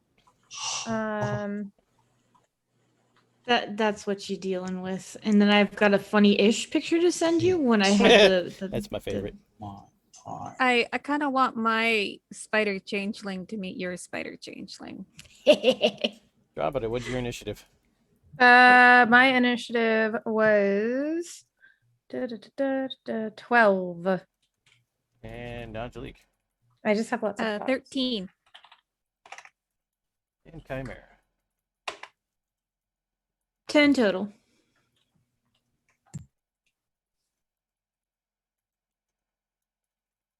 Who has Andromeda's stuff? Because I just posted it in there. Juve. And you have Juve's. Perfect. This is great. Have This is fun perfect. with that. Oh, yeah. You got some good stuff there. I'm kind of mad about it. First week I've got Forces 3. I don't even get to use it. Juve, you're first. The rounds punching through the glass and the wall, when they hit, they make a high-pitched sound like tinnitus, and then there's a release of energy and a bright flash. And every one of you is disoriented now. Flashbang bullets. That's not fair. Hunters cheat. Fucking hunters. And so it's worse than a normal flashbang. Every one of them does it. It's like the worst rave of all time.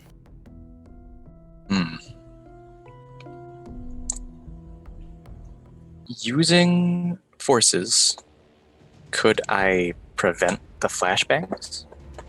Put bubbles around them? Better to put the bubbles around the players because, you know, Oh, yeah. hundreds of rounds. First time I'm using forces, so. But yes, you can. Right. Yeah. Ah, wonderful. Okay. However, -2 to all dice pools. That's everyone for the first turn. Ah, my God. All right. Control light as the spell. Not gonna do any yantras or anything. So right now, just 5 dice. Okay. Got 1 reach. Make it last for the scene. You actually need to overreach by 1 to make it instant. So, a chance die for Paradox.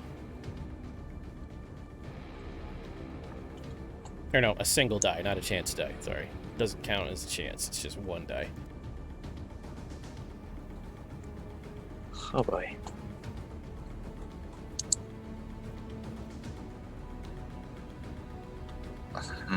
So it's just 1 die for Paradox? Yep. Set? Does not count Alright. as a chance die, though, because to reduce from 1 to chance is different.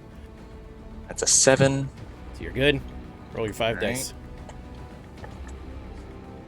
Boom. Spell succeeds. Okay, will not affect anyone in future rounds. Paimon. Oh, it's my turn. Yep. Keep in mind, if you cast a spell, it's the whole turn, so you cannot take cover like Juve did not. Ah. In order to have a take cover action, you have to do a regular action on your turn.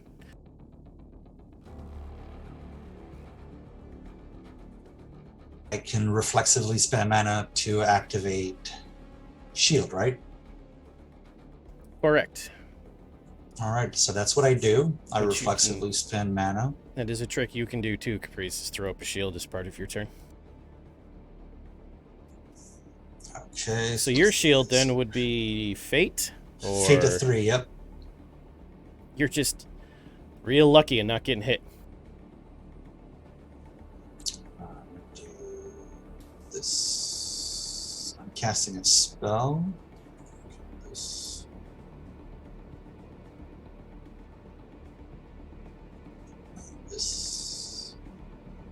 All right.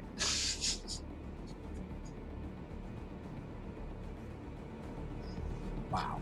Okay, so I've got 11 dice of paradox. God. What spell are you doing? It's a fate spell. What are you doing? So I'm going to roll paradox first. Contain or release?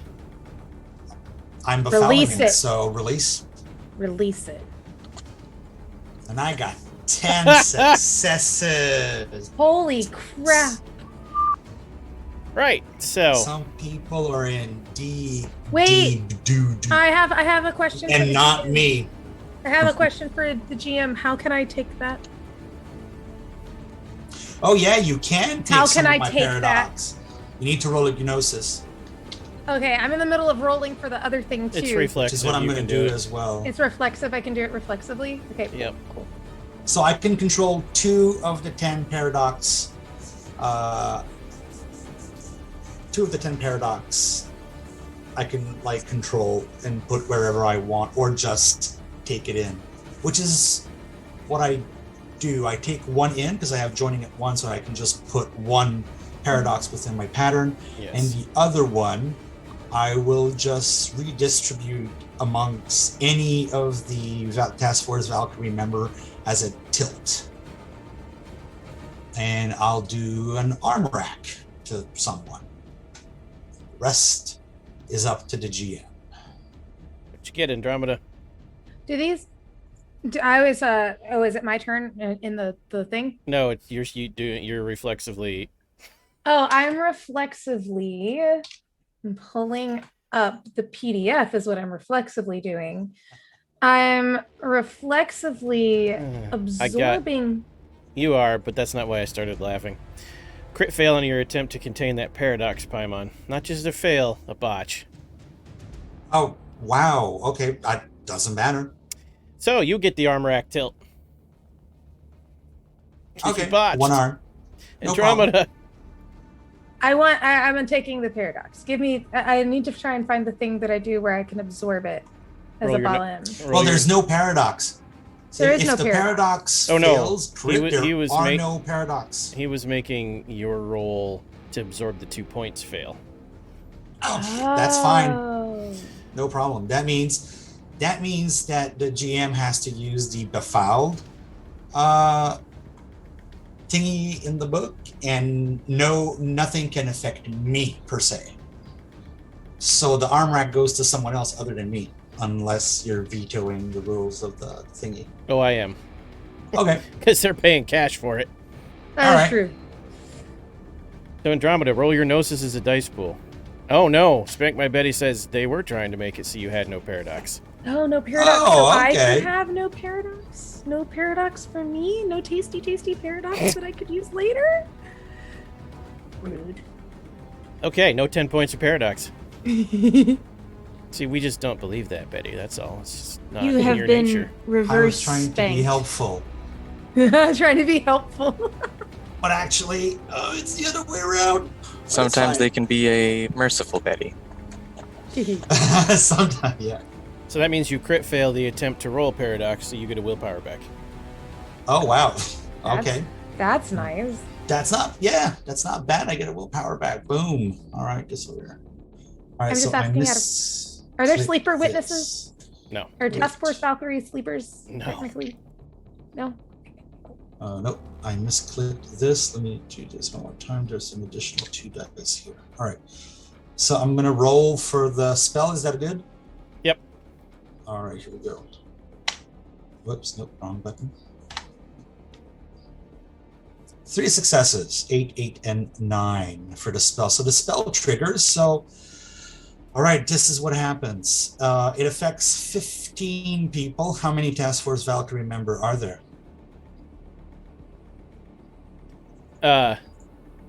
What was the spell you were doing? I'm not sure it would tell you that. So page 137 of the Mage core book, it's shared fate with 2 reach pumped into it, plus instant cast, extended duration, extended scale. That's why there was so many dice to throw.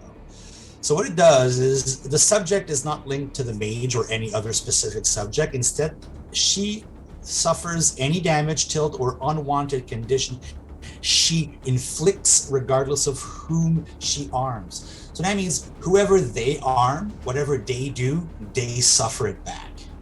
So if they try to kill us, they kill themselves. So, it worked somewhere. I'll crit success that spell. Wow, okay. How does that work? Free reach. Oh, no, not... Oh, you're critting the spell. Okay, I'll forgo the withstand. So their withstand does not apply to the spell. It affected something, but you don't know how many. And if you do reach out with your mage senses, there are blanks all over the property, like dead spots. That's not right. Okay. Spots that are dead to magic. Oh, okay. So some of them might be immune to magic temporarily? Possibly. Or some other weird hunter shit. All Angelique! Yeah, so Angelique is going to try and reach for her own fate magic, to try and hex them, which is when she probably realizes all my arcana are all fucky now. Yep. So you got mind 4. Uh-huh. You have space of 3, life at 1, fate at 1. Okay.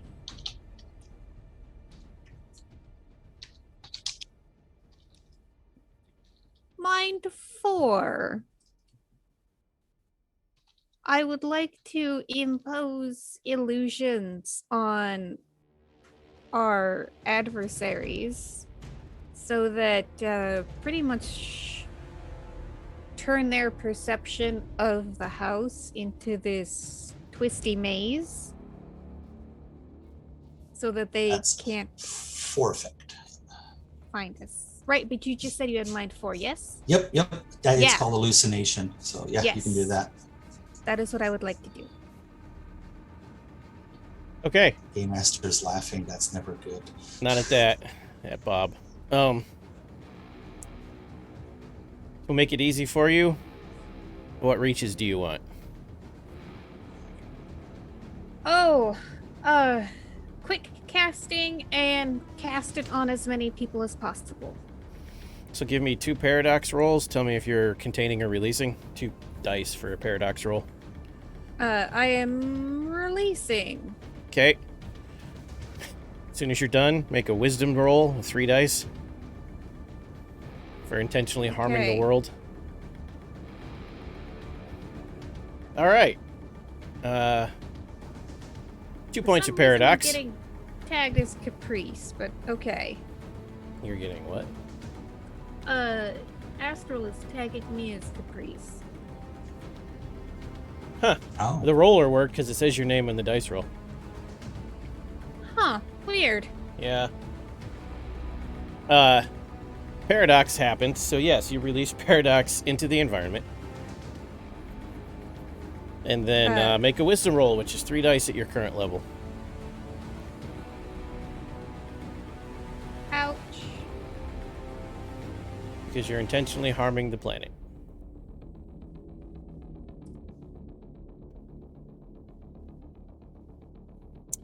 That is a success. Yay. Oh, God. We'll deal with that after the fight. Okay. Now you can roll your spell, 5 dice.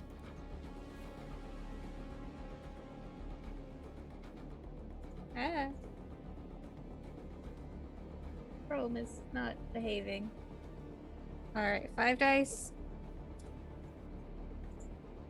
Oh.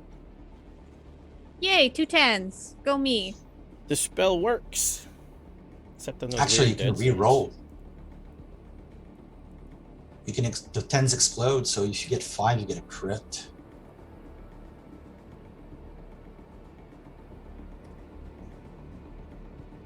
One more 10. Oh my god, okay. Do it. Okay, that's just 1, a 6. 2, But 3. I'll take that success. The spell works, you think. It's hard to sense how many of them there are. It's weird dead spots. Okay. That is my turn. The automatic fire stops. It's almost like they knew something was done to them. That's not good. And then you hear a weird noise that I don't know if any of you have heard before, or any of your characters veterans. No. Okay.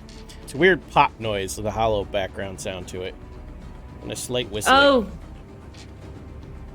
And then something big hits the roof. And the whole world explodes. They have mortars. Angelique? Yeah, Angelique did this.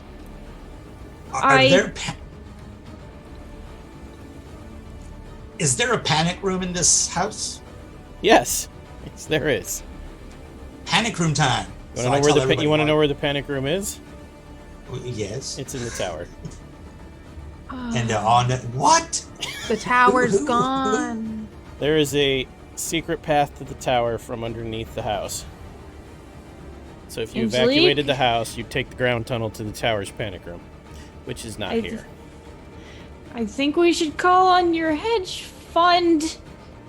You get my drift. The whole house shakes. The ward's held, but most of them are burned out now.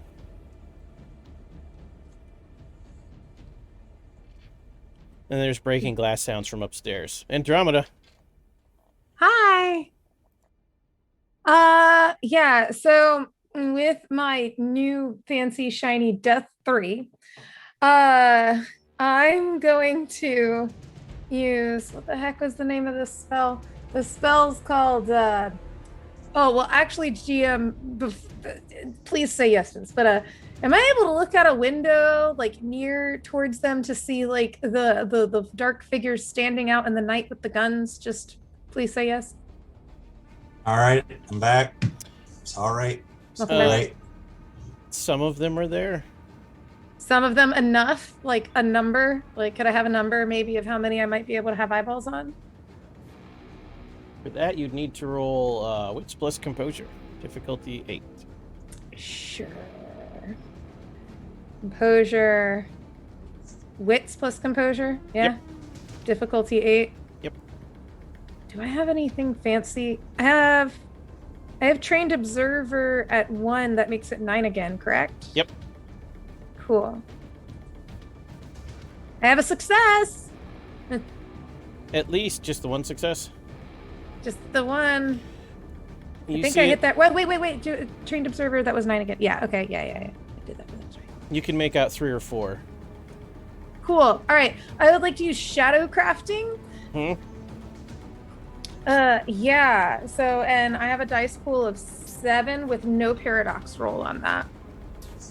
Roll it.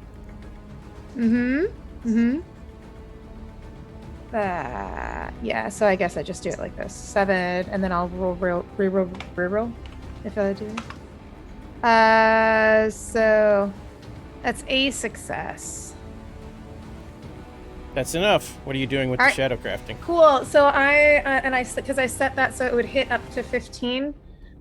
I make a wall of shadow and just try to because I figure soldiers stand in lines. So at least from the ones that I see, I would like to make like a shadow wall and just knock them over like bowling pins, man. That's the jam, because they can't shoot if they can't stand. Science, think about it. Okay. That's what I get for moving stuff around. There we go. I can send you the thing if I need it. No, I was just trying to figure out who was next because I covered that window. Caprice. Okay. What did it do to them? Did it knock over those? The ones you can see. You don't know what's happening with the ones you can't see. Even though it was a giant wall that went in a line? You can see the wall. And you can see the ones that you could see disappearing into the wall. But you can't see anything else. Great. So someone help me and walk me through what I'm supposed to do, because I don't know. If you have forces 3, you can do anything with like fire, electricity, so you could make the gunpowder explode in their bullets. yeah. In the clips. Cool. Okay, so I guess force is 3, and I go ahead and basically explode their ammunition using fire. As many as that can apply to. Ever. Roll some clicky clacks. Give me 6. 6 dice? Okay. See, I could have done something like that, but I don't have my Arcana right now. Aren't you lucky I'm highly amused. You're okay, kid, if this works. Caprice gets 3 successes. You hear several small explosions take place outside. All in a row, like fireworks. What would this, and Tyler, if you don't mind me interjecting, what would this magic look like coming from you, Caprice? What would you envision your spell to look like? Pretty effortless, just like a closing of my hands. And everything goes pop, pop, pop, pop, pop, pop, pop, pop, pop, pop, pop. It's really showing you up there, Andromeda. Andromeda is so mad because Andromeda is everything. Like every time Andromeda does a spell, it's like ancient, chanting and incense and really cool shit. I just make like a gesture, a strong, pronounced gesture. Honestly, Andromeda's mentally thinking, she could have dabbed and done it too. At least it's not bad.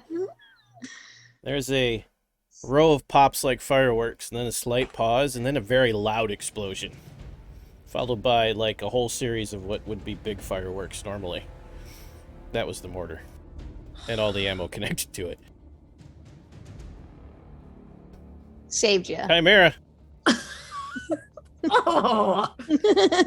Chimera just sits there like with that, what is that meme? That blonde dude who's like, you know, like I don't, yeah. looking at Caprice, and he's like, So okay. Our Arcanum swapped. What about our rotes? That's Do the they have Arcanum. access? The Arcanum's gonna swap back next turn now that you'd actually affected the party, so I wouldn't worry. But I would have said yes. But it's not going to swap till Chimera gets to do something.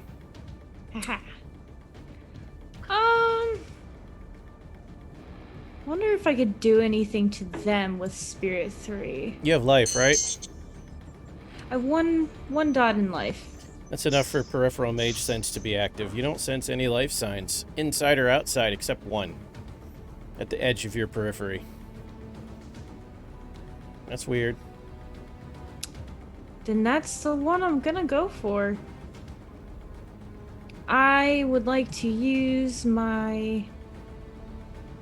Let's see. Spirit summons and send an entity after that one. I'm actually gonna call on as close as I can get to the Horned God. Because I highly doubt he would be summoned by Chimera. Chimera would be like, nope, I don't summon my god. That is not okay. I'm not even gonna make you roll. What's the point of your god if you can't call on him, Chimera?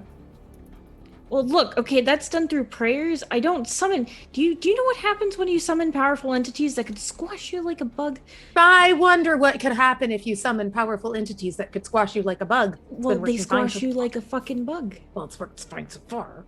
Yeah, look at your brain buddy. I see that's totally worked out. Brain buddy's not killed me yet. No, but Are brain you guys buddy. really having this conversation now? Maybe. I'm not gonna make you roll. I'm not gonna make you roll dice because the spirit appears and says no. What? I will not attack him. Why him? Who is he? He has bargains with entities more powerful than you. I cannot. I apologize. Such as? That's for him to tell you, not I. Oh, okay, well, this guy is attacking us right now. How can I convince him to talk to us instead of kill us? I do not know. That is not what you summoned me for. So, mechanically, so Chimera understands. Spirits come in power levels, and the power level you summoned exists to perform a specific task, and that's all it can do. It doesn't have sentience, really, or free will. It is created to do one thing. The thing you initially summoned for it literally doesn't know how to tell you to talk. That's not what you created it to do. Can I dismiss It's not its fault. It's not being a dick. Yes, you can freely dismiss it. Okay, so we'll just kind of wave his hand through its image and it'll just go away. This I don't know what this is, but we've got a problem because apparently it's more powerful than the entities that I can summon. Ideas! Anyone? Back to you, Juve. I think I got something. And Juve tries his best to get a vantage point without There are getting lots hit. because all the windows are broke now. So he gets down on his all fours and crawls over to the window. No more rounds are coming through the window. That stopped. Oh yeah. Pop.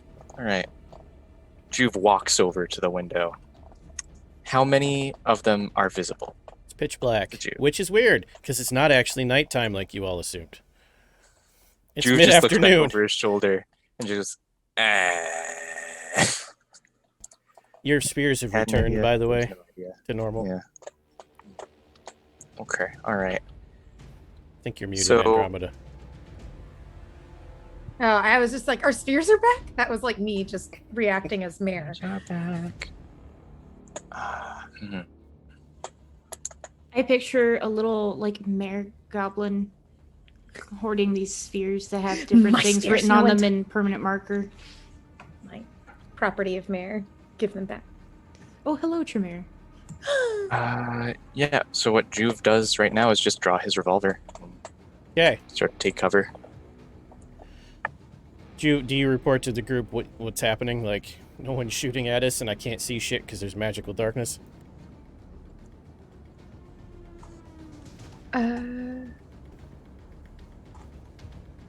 Yeah. Okay. I like how I had to think Tempted about to say that. no. Yeah. Paimon.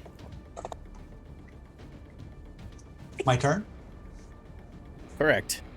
Oh, okay, full circle. Yeah.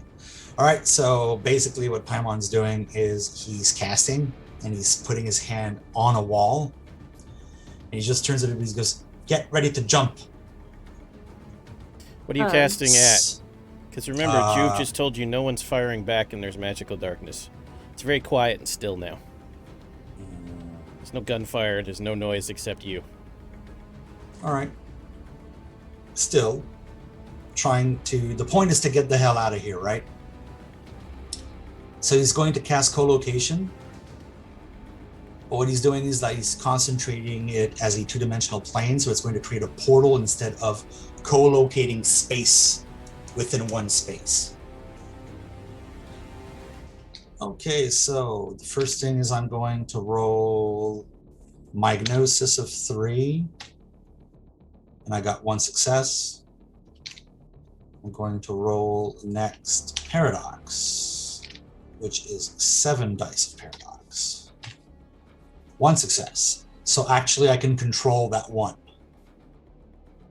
And someone at random gets a tilt. Your choice. That is not within the room. None of us. Someone outside. That poor rabbit. No. Fine, that poor fox. See, now you made Ever mad. Indeed. Carry on, Here we Paimon. go. 3 successes for the spell itself. Okay. So I have kind of like a safe spot, which is a bar somewhere in this city that a portal opens to. If it works. Which it doesn't, because the house wards that are collapsing just stop everything. Like, your spell worked, but the house shut it down. Fuck. The house took a lot of damage from that mortar.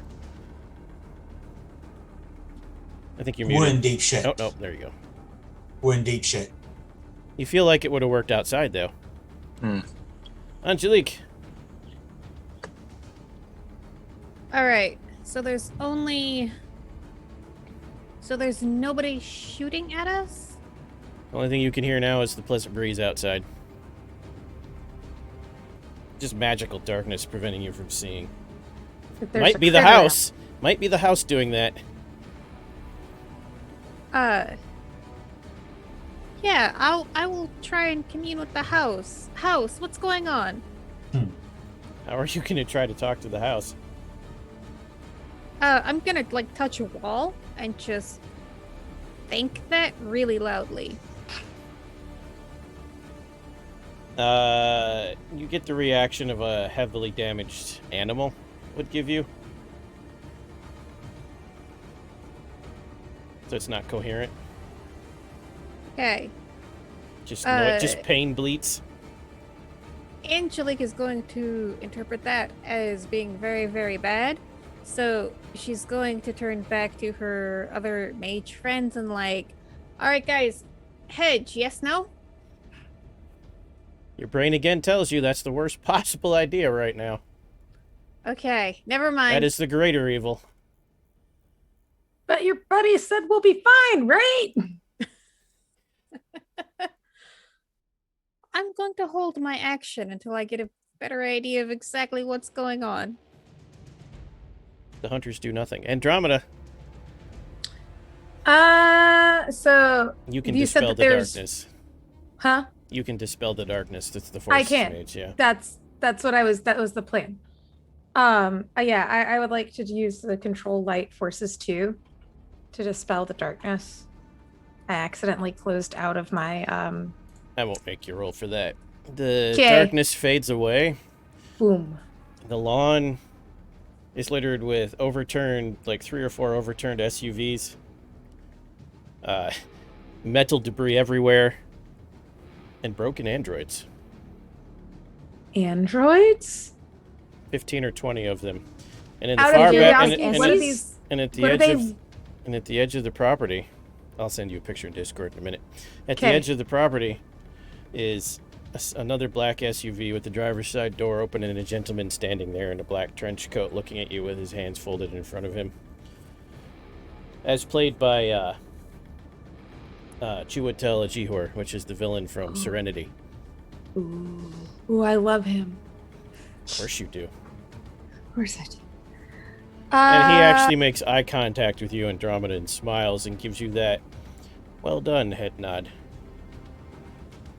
He gets in his SUV and it pulls away. Wait, can I have mage sight on him before he gets in that SUV? Sure. Like Bob's sight too. Sure. Mostly human. Heavily modified. He's got bits of things in him that aren't human. Does it feel contagion-y? No. Does it feel Bobish? No.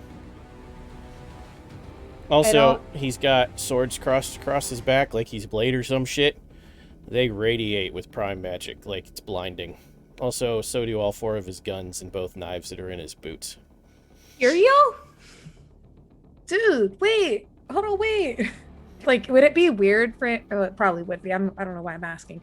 But Andromeda tries to make her way to the door and, like, out there towards to get a better look at this. Like, as close as she can get before he starts driving off. He mouths the words to you, "Well done. I'll seek you next time," as he pulls away. Does Andromeda recognize him at all? It wasn't to you, it was to the group. This is your hunter nemesis that Angelique has inflicted you with. Okay, Annette. Oh. Angelique got a chaos roll for heel turn last week. Remember? And Annette's like, I like to flirt by danger. I've sticked a hunter on you because it's sexy to flirt that way. And apparently this guy was just testing to see what you'd do in a fight. And yes, the androids stand by. I have a very important question. I'm gonna give you a Can very Juve important see the key. car? I'm going to give you a very important key and piece of information in a second. Hold on. Oh, okay. Pretty sure that was Furio. That would be amazing. That'd be the ultimate heel turn.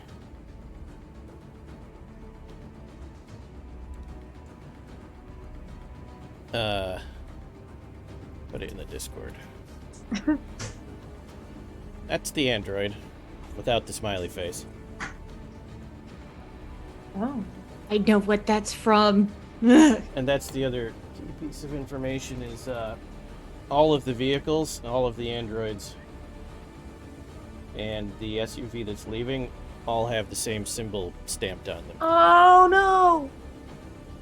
Oh So yes, Juve, go ahead. All right. I can see the Jeep. The SUV, yes. SUV. Your magic fails. It hits a wall of 10 resist. Whatever it is, you can't overcome. Whatever it is. All right. I mean, you So could get Juve was 5 gonna 10s, try- but Juve was going to try Ghost Gate on the SUV to just make it disappear. the And gate just would have them open just and the tumble out. SUV would just pass through it and keep going. Yep.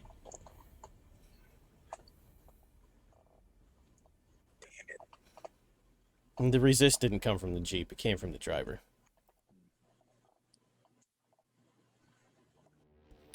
Also, those dead spots against magic are all coming from the androids, Paimon, now that you can see what's happening. Yeah. Your spells worked, the ones that didn't hit them directly. You direct them.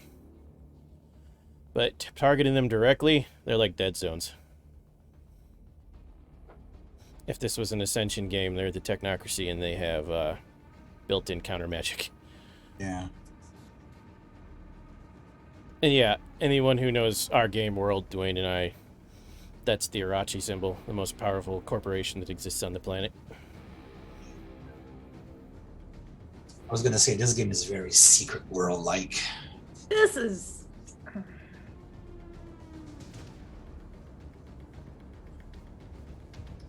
Wow. Okay. They are this world's version of Pentex.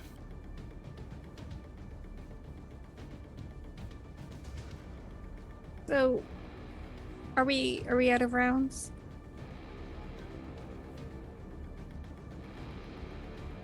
Sorry, I missed a side message. Yes. All right. We gotta leave. He's coming back at some point. Was Was he just toying with us? Did I freeze? Don't know. Feel like that was a test. Not toying, sizing up. I don't like being sized up. No, it's not a good feeling. I have a question. Out of character. Yes. So I know about this house, right? Because I Yep. live in it.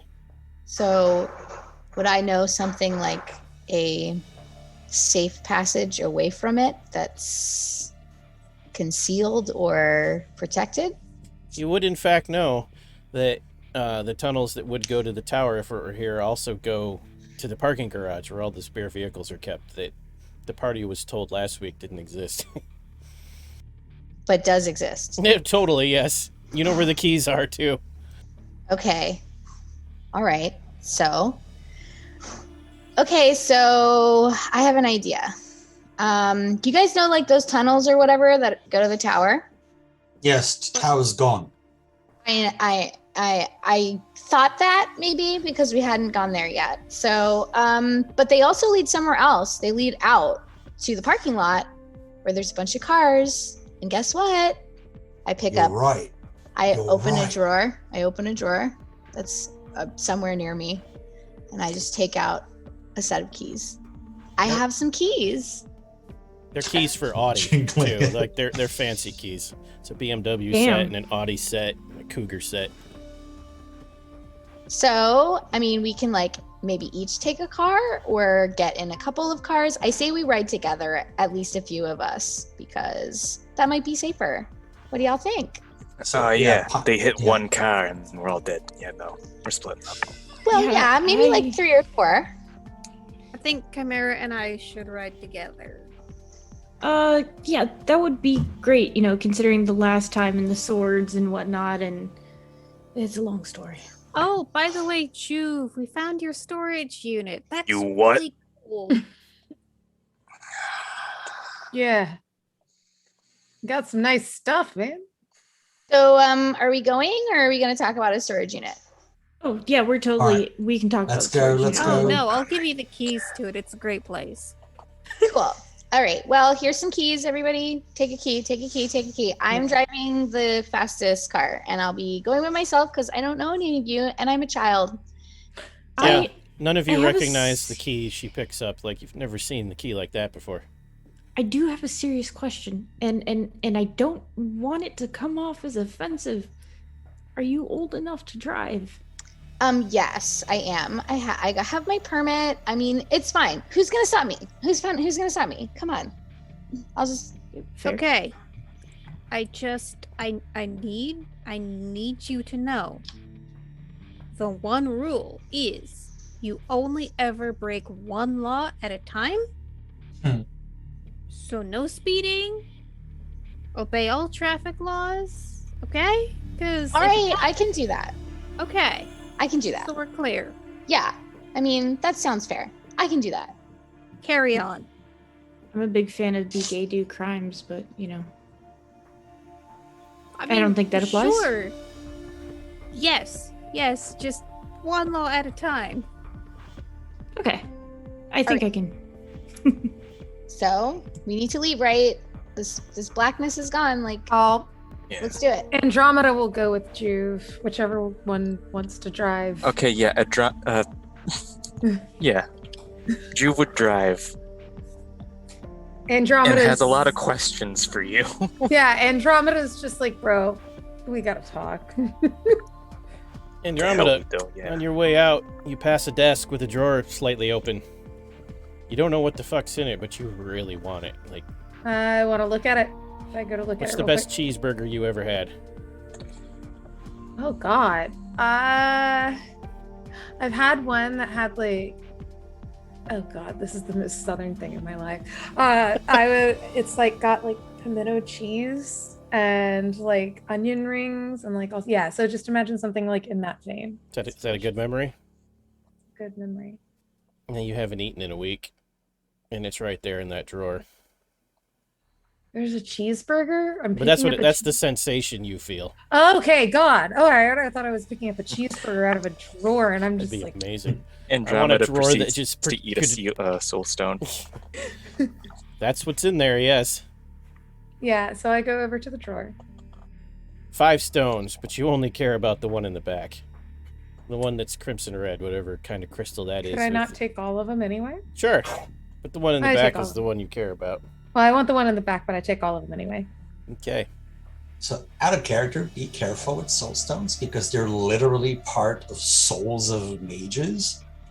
It's okay. I'm kind of a Tremere at this point, or something on that way. So I'm sure that something about that's going to be fun. Oh yeah. The other 4, you touch them and you know they're energy repositories for mages. But that last one, that's different. That's not an energy repository. That is a soul. The whole thing. And you want it. You want it inside you where yours used to be. You want it. I'm just at least going to hang on to it for a bit. Kind of like, you're going to tell yourself you're going to eat that candy bar later. I'm going to kind of hang on to the candy bar.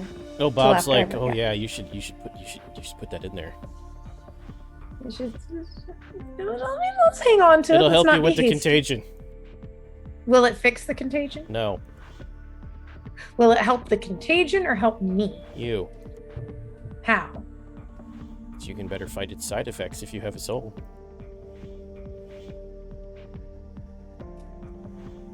You wouldn't lie to me, would you?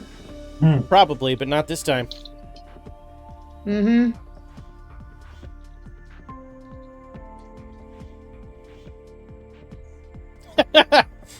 Should I roll to resist it?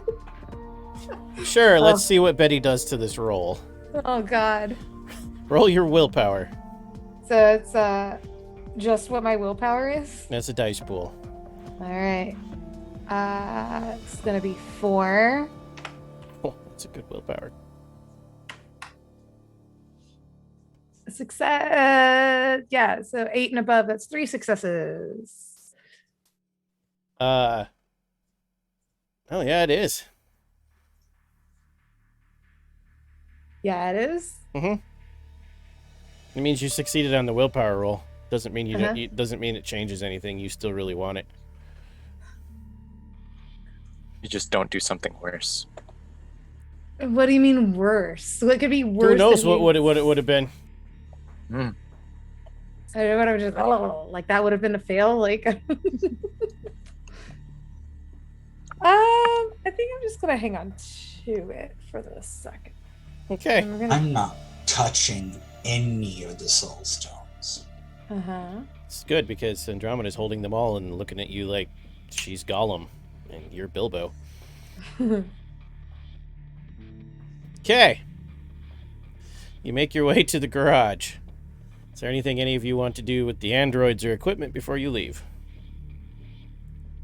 I want to grab maybe like a motherboard or something if they have anything like that in. You procure a head. I'm going to make sure it doesn't have any ocular devices to watch us or audio devices that can hear us, because I know how Tyler works. So it's like a helmet, like just a faceplate, and all the way around is smooth. There's no obvious eyes or ears that are human eyes or ears. I'm going to make sure it doesn't have a GPS system. How you gonna do that? I have a You turn it over and you look inside, and it's a human head-sized pile of microcircuitry. Does anyone... Does anybody Looks at like all... looks like Data's brain from Next Generation when they take the hair off. Ugh. Does anyone know how to make sure this doesn't have like a tracking system in it? Yeah, pass it over here. Catch. Magnet? Just toss it. Andromeda No, 'cause and we don't want it Caprice. Now, Ju, I'm still going to have you do your thing, but I'm going to have them, if they wish to reply, do it when you're trying to sound smart, because it's funny. So go ahead and make your roll first. But while he's I was going examining... to cast a spell. Do that instead. While he's doing his thorough examination, the two of you look at it and immediately recognize that thing has no power. It can't track you if it has no energy in it of any kind. So we tell him, basically. I would tell him. Right in the middle of your spell. Yeah. Hey, I hate to break it, but like there's no power in that, so why waste your time? Oh yeah, that's great. Yeah. Well, at least I told you. Yeah, great. Just keep going anyways? Keep going. Okay. Juve, like, is prying little bits off to look and then putting it back on while muttering in high speech. Stuff's as he falling crafts- off because you can't put it back on. Casts Craftsman's Eye for a duration of 1 week, with all of the special little effects included. So I can, after casting the spell, if it succeeds, which it doesn't, never mind, I just look at it. 6 seconds go by. Yep, it's got no power. Yeah, got no power. I told Am I you. allowed to try again? Next session, I'll let you try again, yes. All right. Yeah, I have no idea what this After you is. have Toss it hours back. to go over through it. Yeah. Oh no, Spank My Betty gives you a success. Oh. Okay, Betty, you have become my favorite person. Oh my god. Okay. 1 action. I learn how to use this object and all possible uses for this object. All of them. Okay, it's an android head. It controls the body.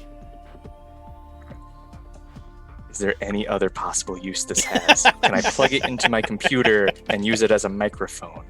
Can I use it to record myself? So, the microcircuitry... Can I use it to make popcorn? The microcircuitry is fucking fascinating. The problem is it's completely burned out because of like the 90 high-level spells that were cast on it. It's been smashed by darkness. It blew up. It's like cursed with bad luck still if you did turn it back on. I forgot what Angelique did. Oh yeah, I learn everything that's keeping it from illusions. fulfilling its functions too. However, yeah, like, it's a positronic brain. You've never seen anything like it. How the hell do they have anything like this? It doesn't exist. Yeah, that's neat. It's not going to do anything to you. Toss it back. Cool, thanks. We will call that. Do we want to work that? You can roll your next 4 rolls that involve microcircuitry of any kind as if you were spending willpower. Oh. That makes the spell worth it. The normal effect of the spell is that I get 8 again on whatever I study. Oh, yeah, So the that's normal fine, too. effect, I Just can take move that. it to other objects. Yeah, Do that then. That for works. a week. Yeah. Anything that involves microcircuitry, any kind of computer, phone, whatever. You get to the cars. And you all get in a really nice Audi and a really nice BMW, and Caprice gets in a Bugatti. Yes. And that Caprice clearly has no business driving. Mm-hmm. Seems like Andromeda leans over to Angelique. Seems like you're not the only one that has a net pulled around a finger. I just any car and just wait for whoever to get in the car with me.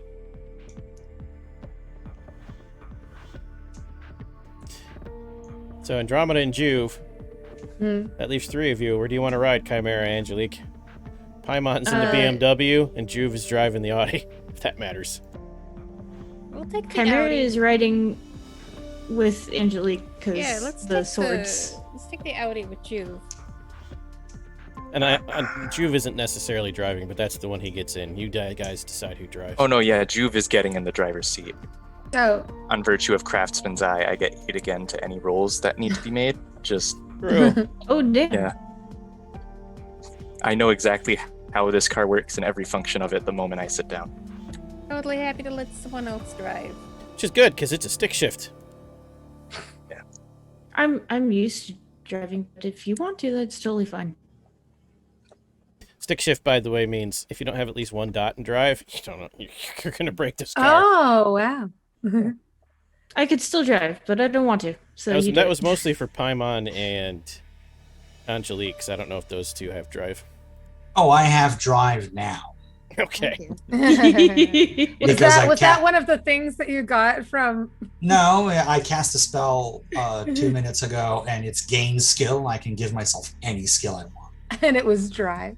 We Drive, did because I knew I was going to take a car. that on Friday, and I Nice. made it permanent for the whole group. It was amazing. Yeah, that was so good.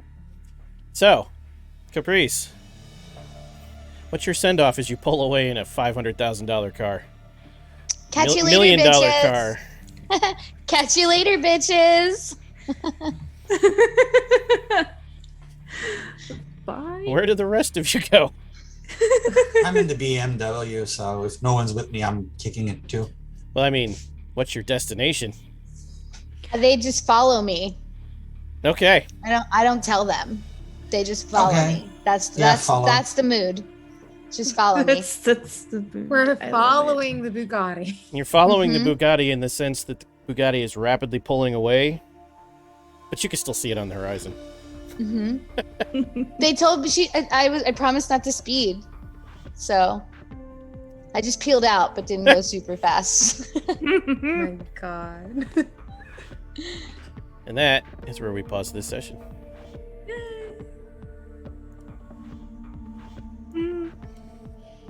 Cool. 1 second. We have to switch to the groovy end of show track. Okay. Well, dear viewers, we've given in to our pride and exceeded our reach. And thus must end this tale for the week before the paradox consumes us all.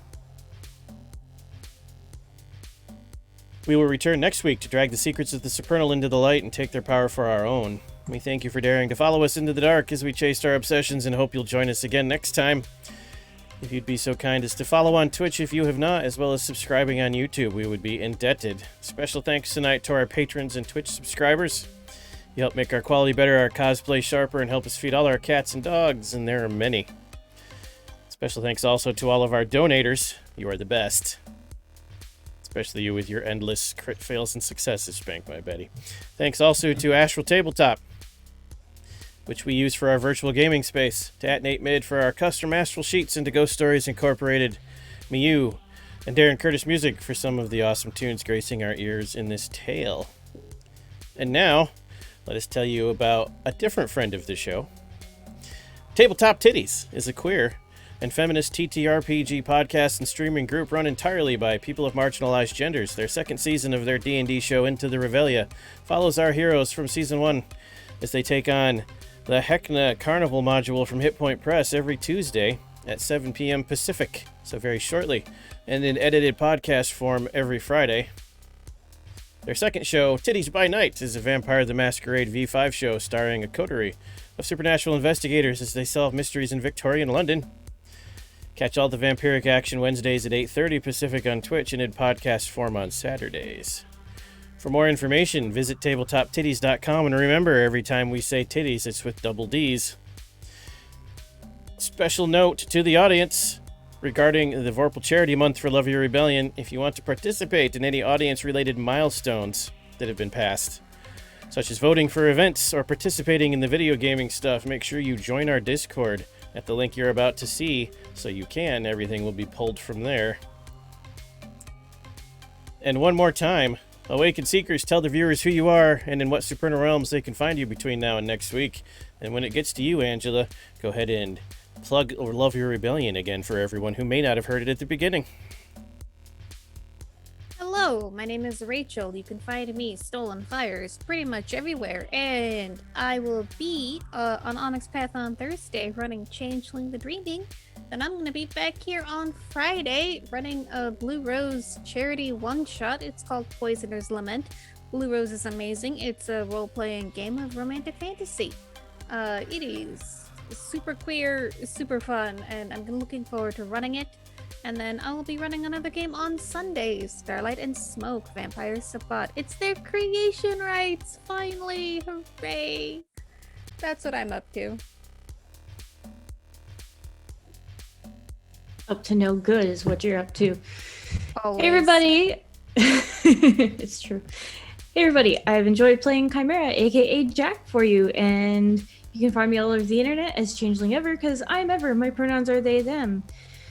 You can find me playing tomorrow evening in Deadlands. Yay! Excitement. No, wait. Yes? Yes. Correct. Deadlands. God, I've got so many days. Excited to play Magic Cowboy. And you can find me also playing in both of those one-shots. The Blue Rose and then Extreme Meat Punks Forever on Friday, the 23rd. Really happy to have Angela here this session. It's been fun. I hope you've enjoyed it. But I am now reverting back to my original form of about 5 bumblebees and one very confused pigeon in a trench coat. And I've been Inspector Juve. I'm also Kisama. You can find me on Twitter at TrueKisama. You can find me, I believe, in 25 minutes in Squeaks in the Deep, on Friday in Blue Rose, on Saturday in Cymberum, and on Sunday in Unknown Armies. It's going to be fun. Hello, my name is Mare. You can find me at Oh Hello Mare here on Twitch and Twitter. I have been Andromeda, the best bad decision maker in the world. And you can find me next, let's see, what's today? Tuesday. So then that means Friday in the Contagion Chronicle. Yay, more Contagion. Playing Essie the Unfleshed Promethean. And then I stream quite a bit of like cozy good time games and things and lots of adventure gaming over on Oh Hello Mare on Twitch. So come check us out. Hey guys, I'm Alan. You can find me on Twitter and Twitch as the Eldritch Keeper. Unfortunately, tomorrow I won't be able to make it for Deadlands. You will be able to find me on Wednesdays for Deadlands starting next week because tomorrow is theme park day with my wife and my son. Yay, theme park, roller coasters. You can find me Saturday for Simbaroom, Sunday for Unknown Armies. Next. Hi, I'm Angela Page, and I have been your guest player for the evening, playing Caprice. A lot of fun. Thank y'all for having me. And I am the chair of the board of directors and the founder of the 501c3 Love Your Rebellion. You can find us on Instagram and on Facebook at Love Your Rebellion and on the web at www.loveyourrebellion.org. Keep up with us and, check in. Excellent. And now, as usual, for the Ride or Die viewers, it's vote time. Viewers, you can vote for any one player each session. Your votes are 3 bonus die to any roll. Players, your votes for each other are worth 1 of each beat, arcane and regular. So in the normal order, begin. Oh, wow. I'm gonna have to give mine to Ever, because what Kylek did is gonna have consequences. Oops. I would, if it could carry over, because, even though you're a guest, I would totally give it to Angela for playing Caprice so well for one of the most of, and it really wasn't as difficult when it's the RP stuff, but the rolling part is difficult, so. But anyway, I digress. I'm going to give it to Rachel for having to hold back a whole bunch of changeling lore to roleplay that, because player knowledge is vast, but Angelique's like, I'm new. That would kill me. I appreciate that. Thank you. Oh boy. Oh. Yeah, my vote has to go to Caprice. I'm giving it to the guest star. Just because it was so good. Thanks. I'm gonna give mine to Mare because it was a lot of fun to have an exchange with Mare. That was a good back and forth. And you took the stones. So I'm gonna give it to Mare. I'm gonna eat stones later. I am gonna give mine to Key, to Juve. Actually, not even really to Juve, but to Mr. Magoo. For the Magoo era, your Magoo arc was everything. So thank you for that. Thank you. I am giving my vote to Chimera / Jack / Ever / Spider Queens of Two Courts. Yes. For literal, live, real, physical goosebumps, because I am arachnophobic in real life. So thank you for that. No. If I'd have known that, I would have not. But no, it's perfectly fine. There was, look, I've had worse live in my house. Like the biggest spider I've had in my house, literally, not a joke. This big. That's terrifying. It's a tarantula. We have tarantulas here. We have wolfman spiders, huntsmen. You have tarantulas in Japan. Yes. There was a huntsman in my house, and it died. It died. Badly, Don't ask probably. It didn't make it out. Excellent. But thank you for the goosebumps, because I actually enjoy goosebumps. Immersion, yes. Excellent to being excellent to each other as usual, and now, audience, we must leave you as we release our Paradox until next week.